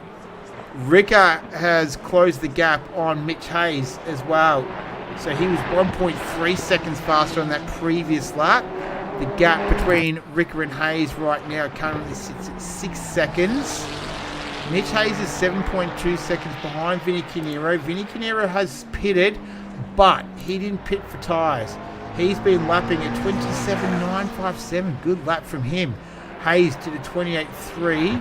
Ricker did a 27 flat. So the gap is about 12 seconds between Canero and Ricker. So can Vinny Canero hold on for a podium here? I think that would be his best finishing position. It would. He's finished 5th, 6th, 7th and 8th. So he's looking to add a third to his trophy cabinet for the season. And yeah, having a good race is Vinny. He started in 6th position, currently in 3rd right now. The gap has come down 3.5 seconds. So Hignett on his first flying lap after his stop at 28.5 compared to a 27.9. So 6/10 the difference. 3.4 seconds the gap. 21 and a bit minutes left in this one. Round number 5 of 9. Now round number 6, of the season. Rayton has the fresher tyres, so Hignett didn't stop for tyres. He and Vinny Canero, the only ones that didn't change tyres in this one. Everyone else took on a fresh set of boots. So will it pay off? They're sitting in 1st and 3rd at the moment. Hayes 7 seconds back. Ricker continues to make up ground. 27 flat to a 28 flat, so a second faster on that previous lap. He should catch Hayes in the next 2 or 3 laps. He's got 20 minutes left. Don't know if he's going to have enough time to get Canero. We'll have to wait and see. But yeah, right now, Mitch Hayes will be his first target. Mitch Hayes did take tyres.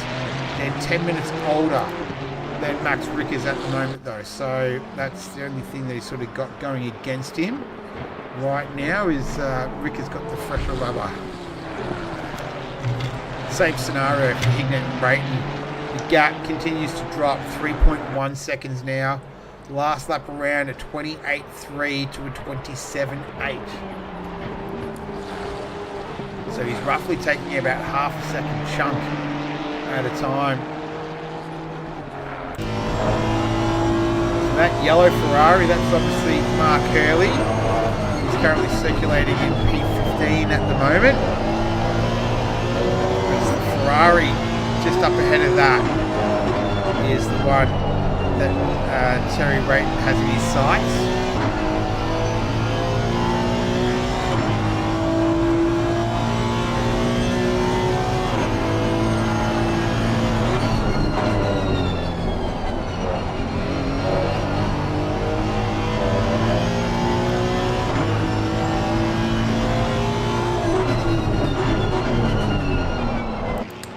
Underrated, I reckon, the sound of the Honda. Had quite a few on boards with that tonight. It sounds quite nice, don't you reckon?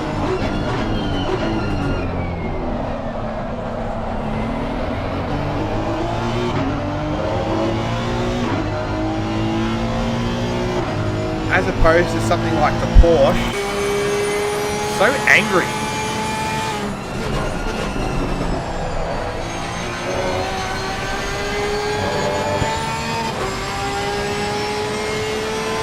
About the Ferrari. car is probably the middle ground between the Honda and the Porsche. We're watching Ricker. Oh, that's Hayes, runs wide. Doesn't fight it. And that's an easy kill for Max Ricker. So he moves up into fourth. 9.2 seconds is the difference between he and Vinny Canero.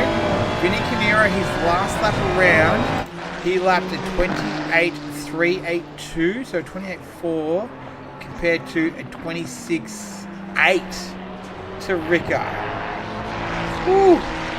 9.1 seconds. Ricker is a chance here to get a podium. He's a big chance to get a podium. Terry Rayton, the gap has continued to drop. It's at 2.1 seconds now between he and Hignett. So he's still got Hurley in the way.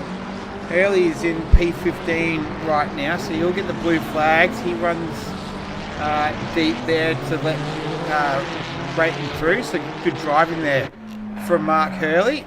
Keeps it nice and clean. Let's Terry Rayton through.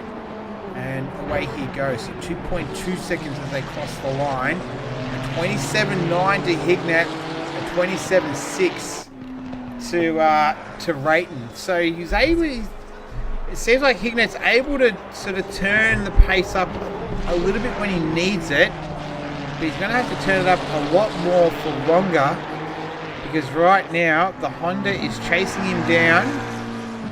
And Hignett only has a gap of 1.7 seconds between he and Terry Rayton at the moment. So it is going to be a serious challenge to hang on. We've still got just under 16 and a half minutes left. So over a quarter of a race distance of a normal 60-minute race. But we're doing 100 minutes tonight. At 16 minutes is going to feel like an eternity for Hignett. You look up at that clock and you think 16 minutes, although there might be 6 minutes left, but 16. And there you can see he's in the same shot now.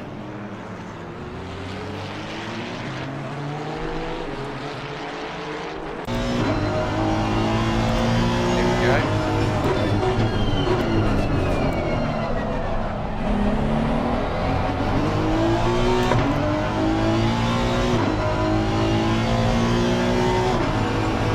Hignett 28.3 to 28.1. He's saying that Rayton's got to catch him and pass him. So, as the great Murray Walker used to say, catching is one thing, passing is another. It's one thing to catch them, but it's a completely other thing to pass them. I'm paraphrasing. He sort of said something along those lines. The great Murray Walker. Yeah, but Rayton, we've seen the class of the 85 over the course of previous seasons. A Ruse veteran.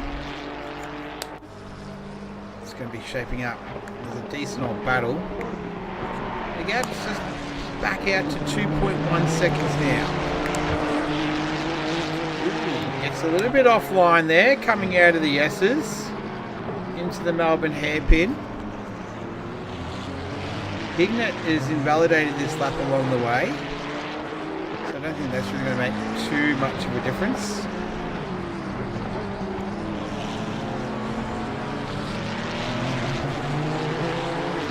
What does he do? 28.1, 28 flat. He's got the pace to do this, Benjamin Hignett. He's got the pace to do it.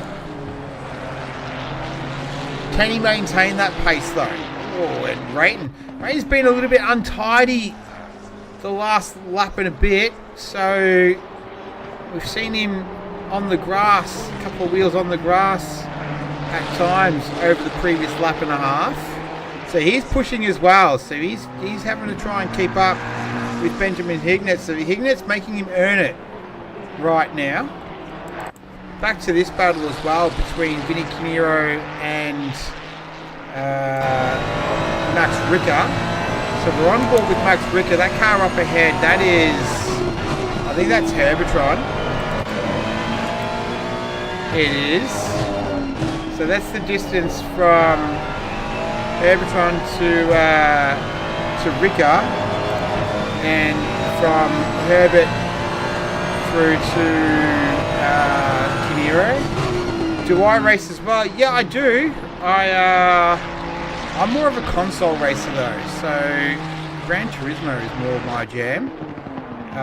But I also do a bit of ACC as well, console. I don't sort of practice as much as others, but I've done plenty of racing in the past as well. I like the commentating. The commentating's more my thing. Streaming is... I'm way better at streaming than I am at racing, so I like to do what I'm good at. So I hope that answers your question. So Ricker, 5.1 seconds. Last lap around, Kinero 27.8, Ricker 27.3. Gap is now 1.1 seconds between Hignett and Rayton. Hignett did a 28.1, Rayton did a 27.6. So Rayton's got more pace when he needs it. And I think Hignett's just hanging on by the skin of his teeth right now. The gap, less than a second, 8 tenths. 12 minutes to go. That's the equation right there. You can see Rayton has Hignett in his sights.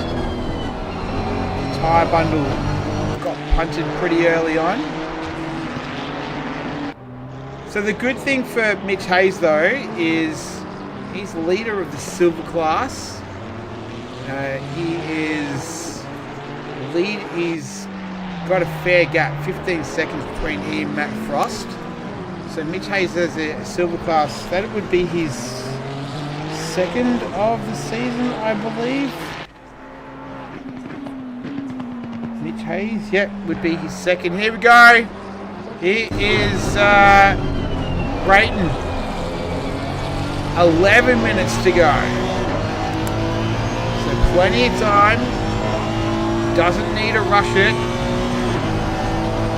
Just size him up, pick his spot, knows he has the pace advantage. And Ferrari, you can see, just doesn't have the same level of grip that the Honda does.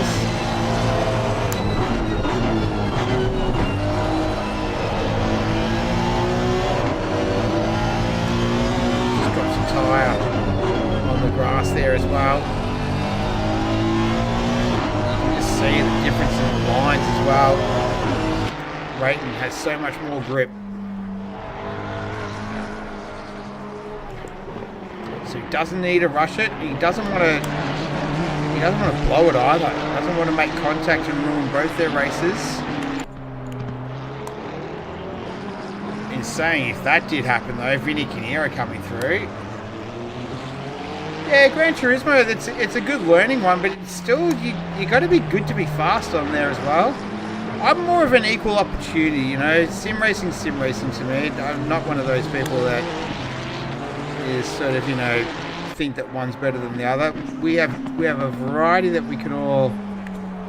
It's like licorice all sorts. We can sort of, you know, choose whatever suits us best. How'd you get into commentating?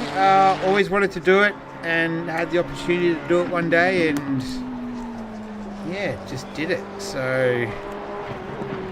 Yeah, been doing it for a little while now. 3 years or so. 3, 4 years maybe.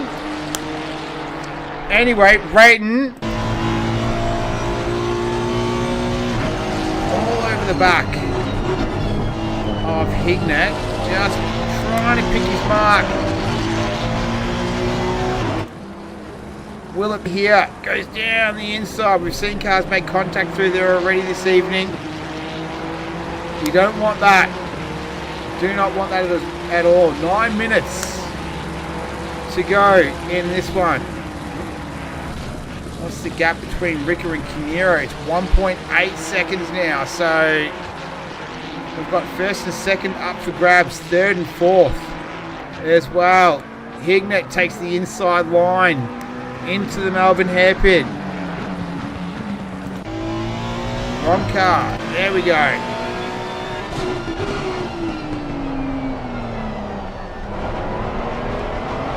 Both ran a little bit deep there. That's Mark Hurley in the background. How old tyres, only 16 minutes. So he's got the fresher rubber compared to these two guys here.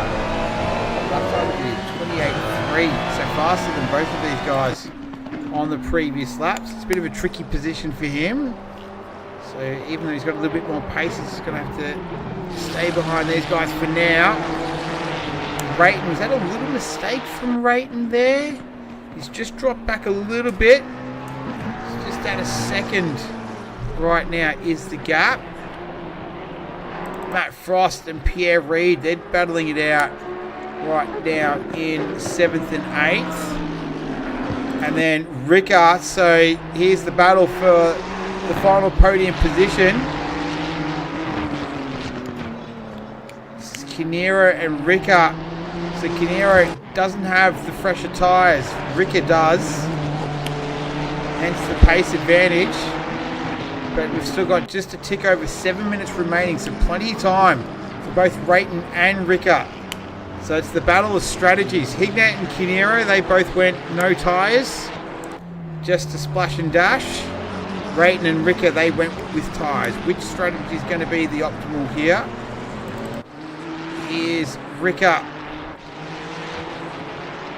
This is when we need 2 screens. Nothing really doing through here. Let's see if Ricker can get a run on Kinero. Not quite. 6.5 minutes remaining. That's roughly 4 laps, maybe 5 at most. We will see. We've done 63 of them. I think they did 8 last week, 8 or 9 around the Nordschleifer.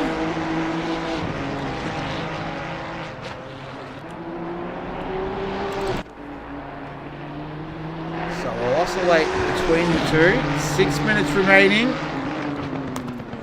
Ricker doing his best to get past that Nissan. Kinero doing his best to make it as wide as possible.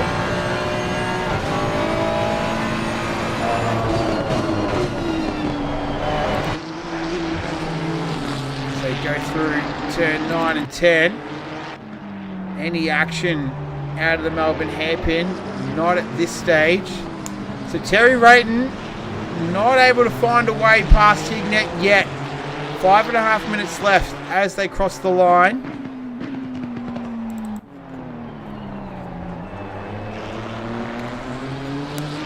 So potentially only 4 laps left.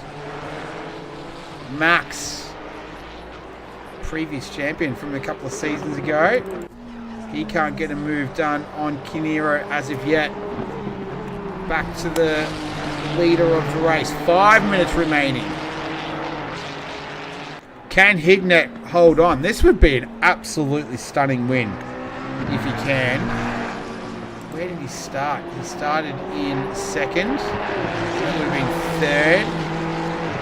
Because my timing screen is giving me where they actually started the race, not where they qualified. Because James Pierre Reid, he qualified pole but started from the pit lane.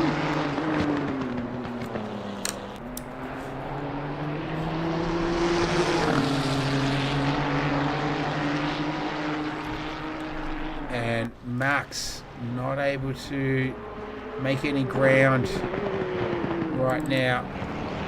Melbourne hairpin, nothing going on there. You'd think that would be one possible place that Rayton would be thinking about. Here's Ricker. He's thinking about it there, looking to go around the outside. Will he have a good enough run to get up the inside for the final turn, the left-hander? And Kinero just positions his car absolutely beautiful. That'll compromise his exit a little bit here though. So we'll stick with this battle.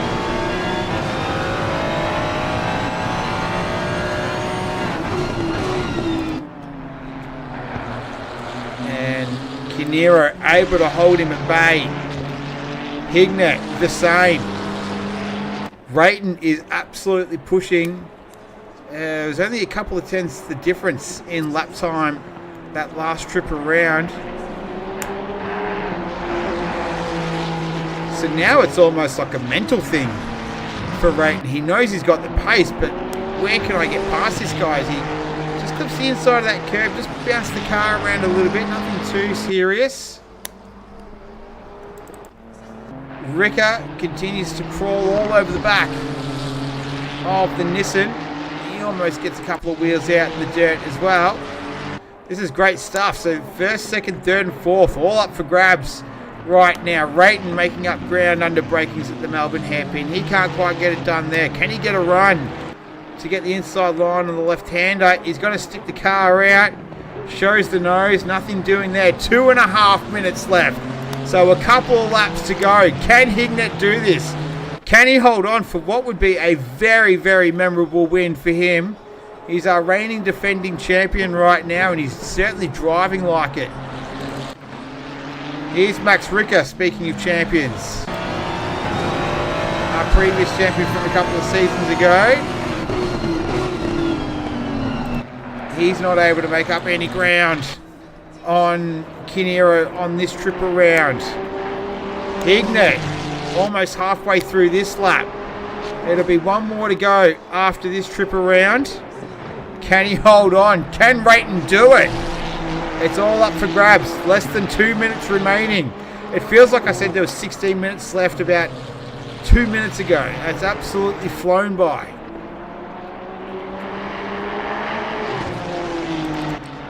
Ricker, super close now. Not really an overtaking opportunity through there.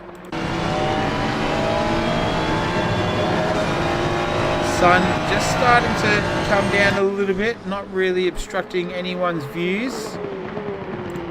It's all good from Ricker and Kinero there. Hignett, he just needs to defend for one more lap.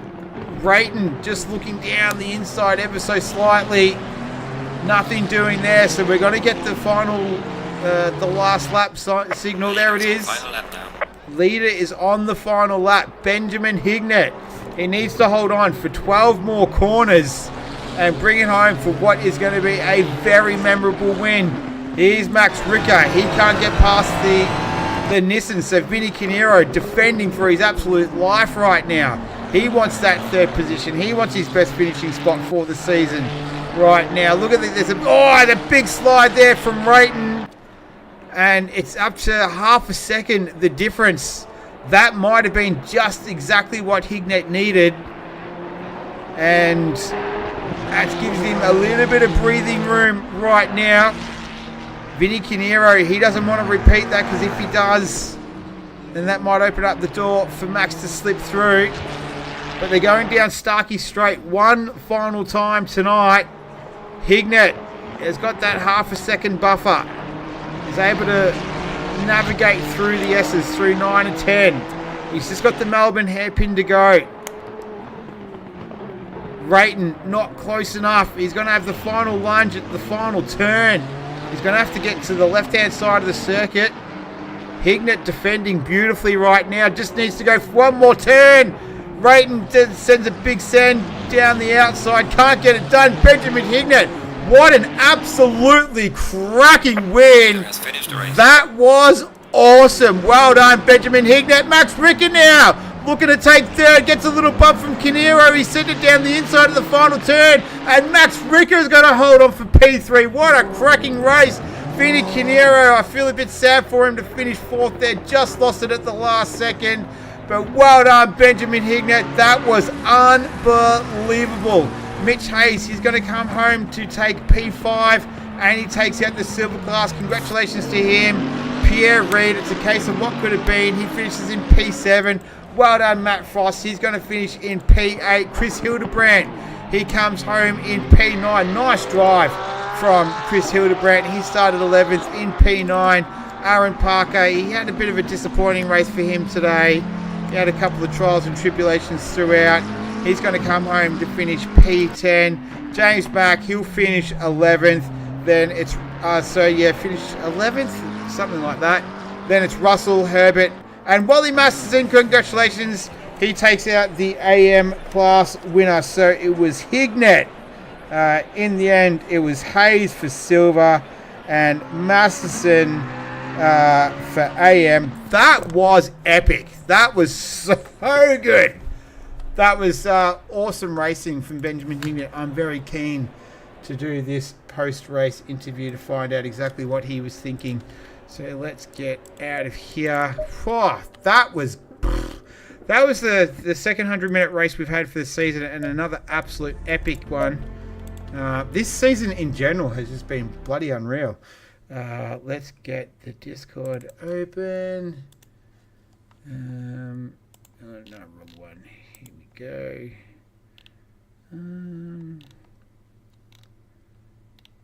I'm very keen to hear Benjamin Hignett's thoughts. Here we go. All right. So hopefully you can jump in. The class winners. Oh, here we go. He's already in here. Benjamin Hignett, are you there? Maybe it's pushed to talk. I've got him turned up to 100. I can see him in here, but he's not talking at the moment. Hello? Oh, are you there? Hello. Dude, that was awesome, man. That was so cool. Yeah, just had to make my Ferrari as wide as the track for the last 15 minutes. Oh, dude, I said it 16 minutes to go. It's like, in my mind, I was like, I don't think this guy's going to hold on. He doesn't have the pace. But then from the time that I said 16 minutes to go, and then the next thing you know, it's like 2 minutes to go and there's 2 laps left in it, and you held on. Walk us through it. That was absolutely phenomenal. So I think you qualified third, I think. James, continuing the streak. Pardon? Continuing the streak. Yeah, you broke the streak tonight, so that's a big monumental achievement. But you qualified third. And then James Pierre-Reid had to start from the pit lane, so it was you and Terry Rayton. And then Terry got out to a pretty healthy lead there for most of it. And then you're the tyre and the fuel whisperer. You're able to just run these stints as absolutely long as you possibly can. That's what I try to do in the Ferrari. I had 1.1 mil on the rear left. Wow. It wasn't as crazy as Valencia was, at least. Yeah, well, that was running through my mind as well, but it's not as much as a tyre chewer as Valencia is. And just walk us through the last sort of, 5 to 10 minutes. What was going through your mind there? It was phenomenal to watch. It was just a lot of looking in my rear view mirror and making sure my car was just in the right spot for all of it. Yeah. And it seemed like you had enough pace in it to be able to turn it up when you needed to. Was that actually the case? It just wanted to understeer into some corners so I could push, but if I push too much, I just understeer and go wide into most corners. Yeah, because you were sort of that 27.8 to 28, sort of 28.3, 28.5. You were kind of managing your pace there, and sometimes Rayton would come back with a fast time, then you would respond, and it seemed like you had enough. You knew where your limit of the pace was. Yeah, I wasn't pushing it too hard. Yeah, dude. Well, that was absolutely phenomenal, and you've broken your streak of 5 third places in a row, and what an epic way to do it. Time for 5 first places in a row. How about that? Well, we've only got 3 rounds left, so we'll go 4 first in a row. We'll see how you go. Easy. Well, congratulations, man. That was epic. That was easily one of the best races I've seen before. That was great. Oh, is he gone? Is he still there? I don't know. Oh, sorry, I forgot I wasn't pushed up. Yeah. Yeah. Cool. All right. Well, I'll let you go, but congratulations. Thank you.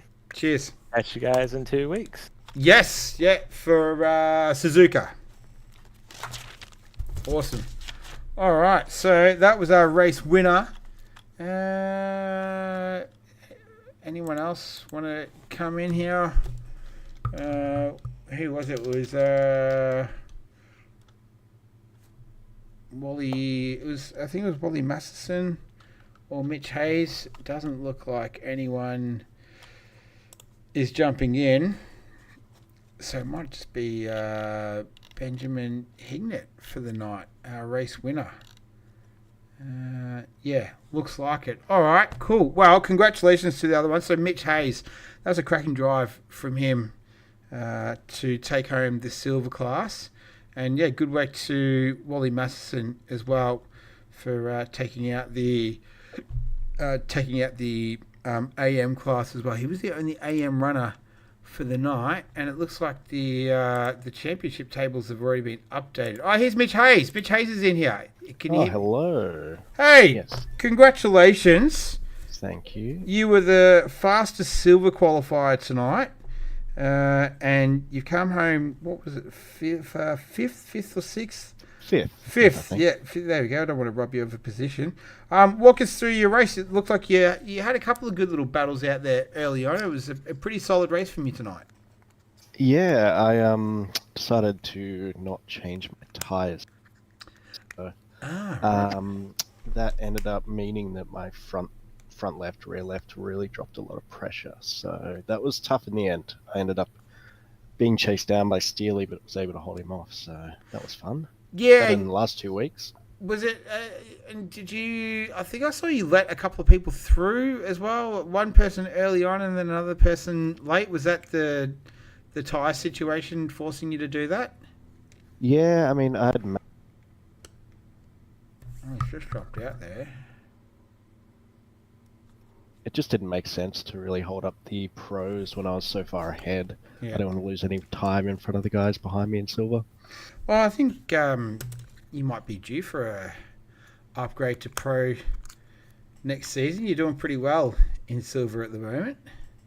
Yeah, I've had a bit of bad luck the last 2 weeks. I had one wheel break on me at the start of a race, and then last week I ended up getting DQ'd as I sped into the pits. So that's fun too. You posted that in the chat last week, wasn't it? Your actual, and then you got some new. Was that you last week? Yeah, that was me. With the cat. That's correct. Yeah, what's your cat's name? I got John and another one called Wes, and then another one called Gypsy, and another one called Milo. But originally, You're just dropping out. I only got to 4 cats. You got 4 cats. Hang on one sec. Give me 2 seconds.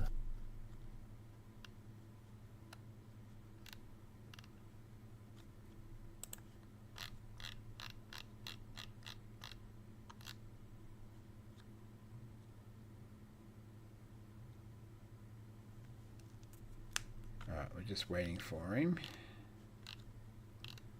So for anyone who doesn't know... Apologies for that. I think my button was on the fritz there, but... Yeah. Ended up having 2 cats, and then when I met my wife, she had 2 cats, now we have 4. That's so cool. I love it. Nice. Well, it was nice to virtually meet your cats tonight. But yeah, you've had a good season. That's your second class victory of this season. So yeah, you've had a little bit of bad luck, but you're coming good at the right time of the season. Yeah, next few tracks are ones I like that I'm fast at. So yeah, it could be a good end to the season. We'll have to see. Yeah, nice. Well, congratulations on your second class victory of the season. Another very, very solid race. And good luck for the next 3 after next week. I appreciate it and enjoy your work. I will. Watching it afterwards. Beautiful. Love it. Appreciate it, Nick. Thank you. Thanks, Mitch. All right, and then the other one is Wally Masterson. We'll see if he is around. Let's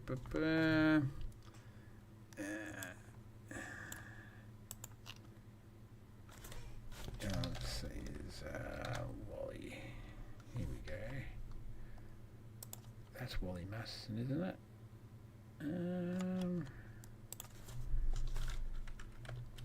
Hang on.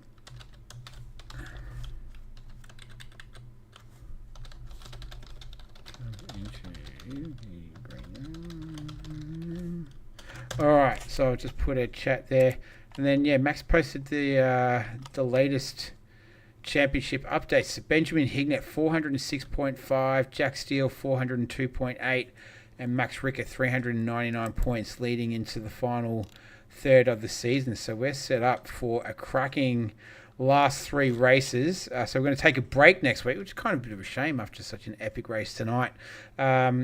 but we're going to be set up for the final 3, which is Suzuka, Red Bull Ring, and we've got Coda to finish it off, the last 100-minute race of the season. Doesn't look like Wally is around, so we might just wrap it up there. So I hope you all enjoyed that tonight. That was, once again, absolutely cracking race for the 100 minutes. And, yeah, I have to say, this season has delivered in spades. We've had 6 really good races. And, looking forward to the last 3. So we'll take a break next week. And then, back for Suzuka the week after, round number 7. So until then, take care of yourselves. Enjoy the rest of your week. And, I'll see you in a couple of weeks. Bye-bye.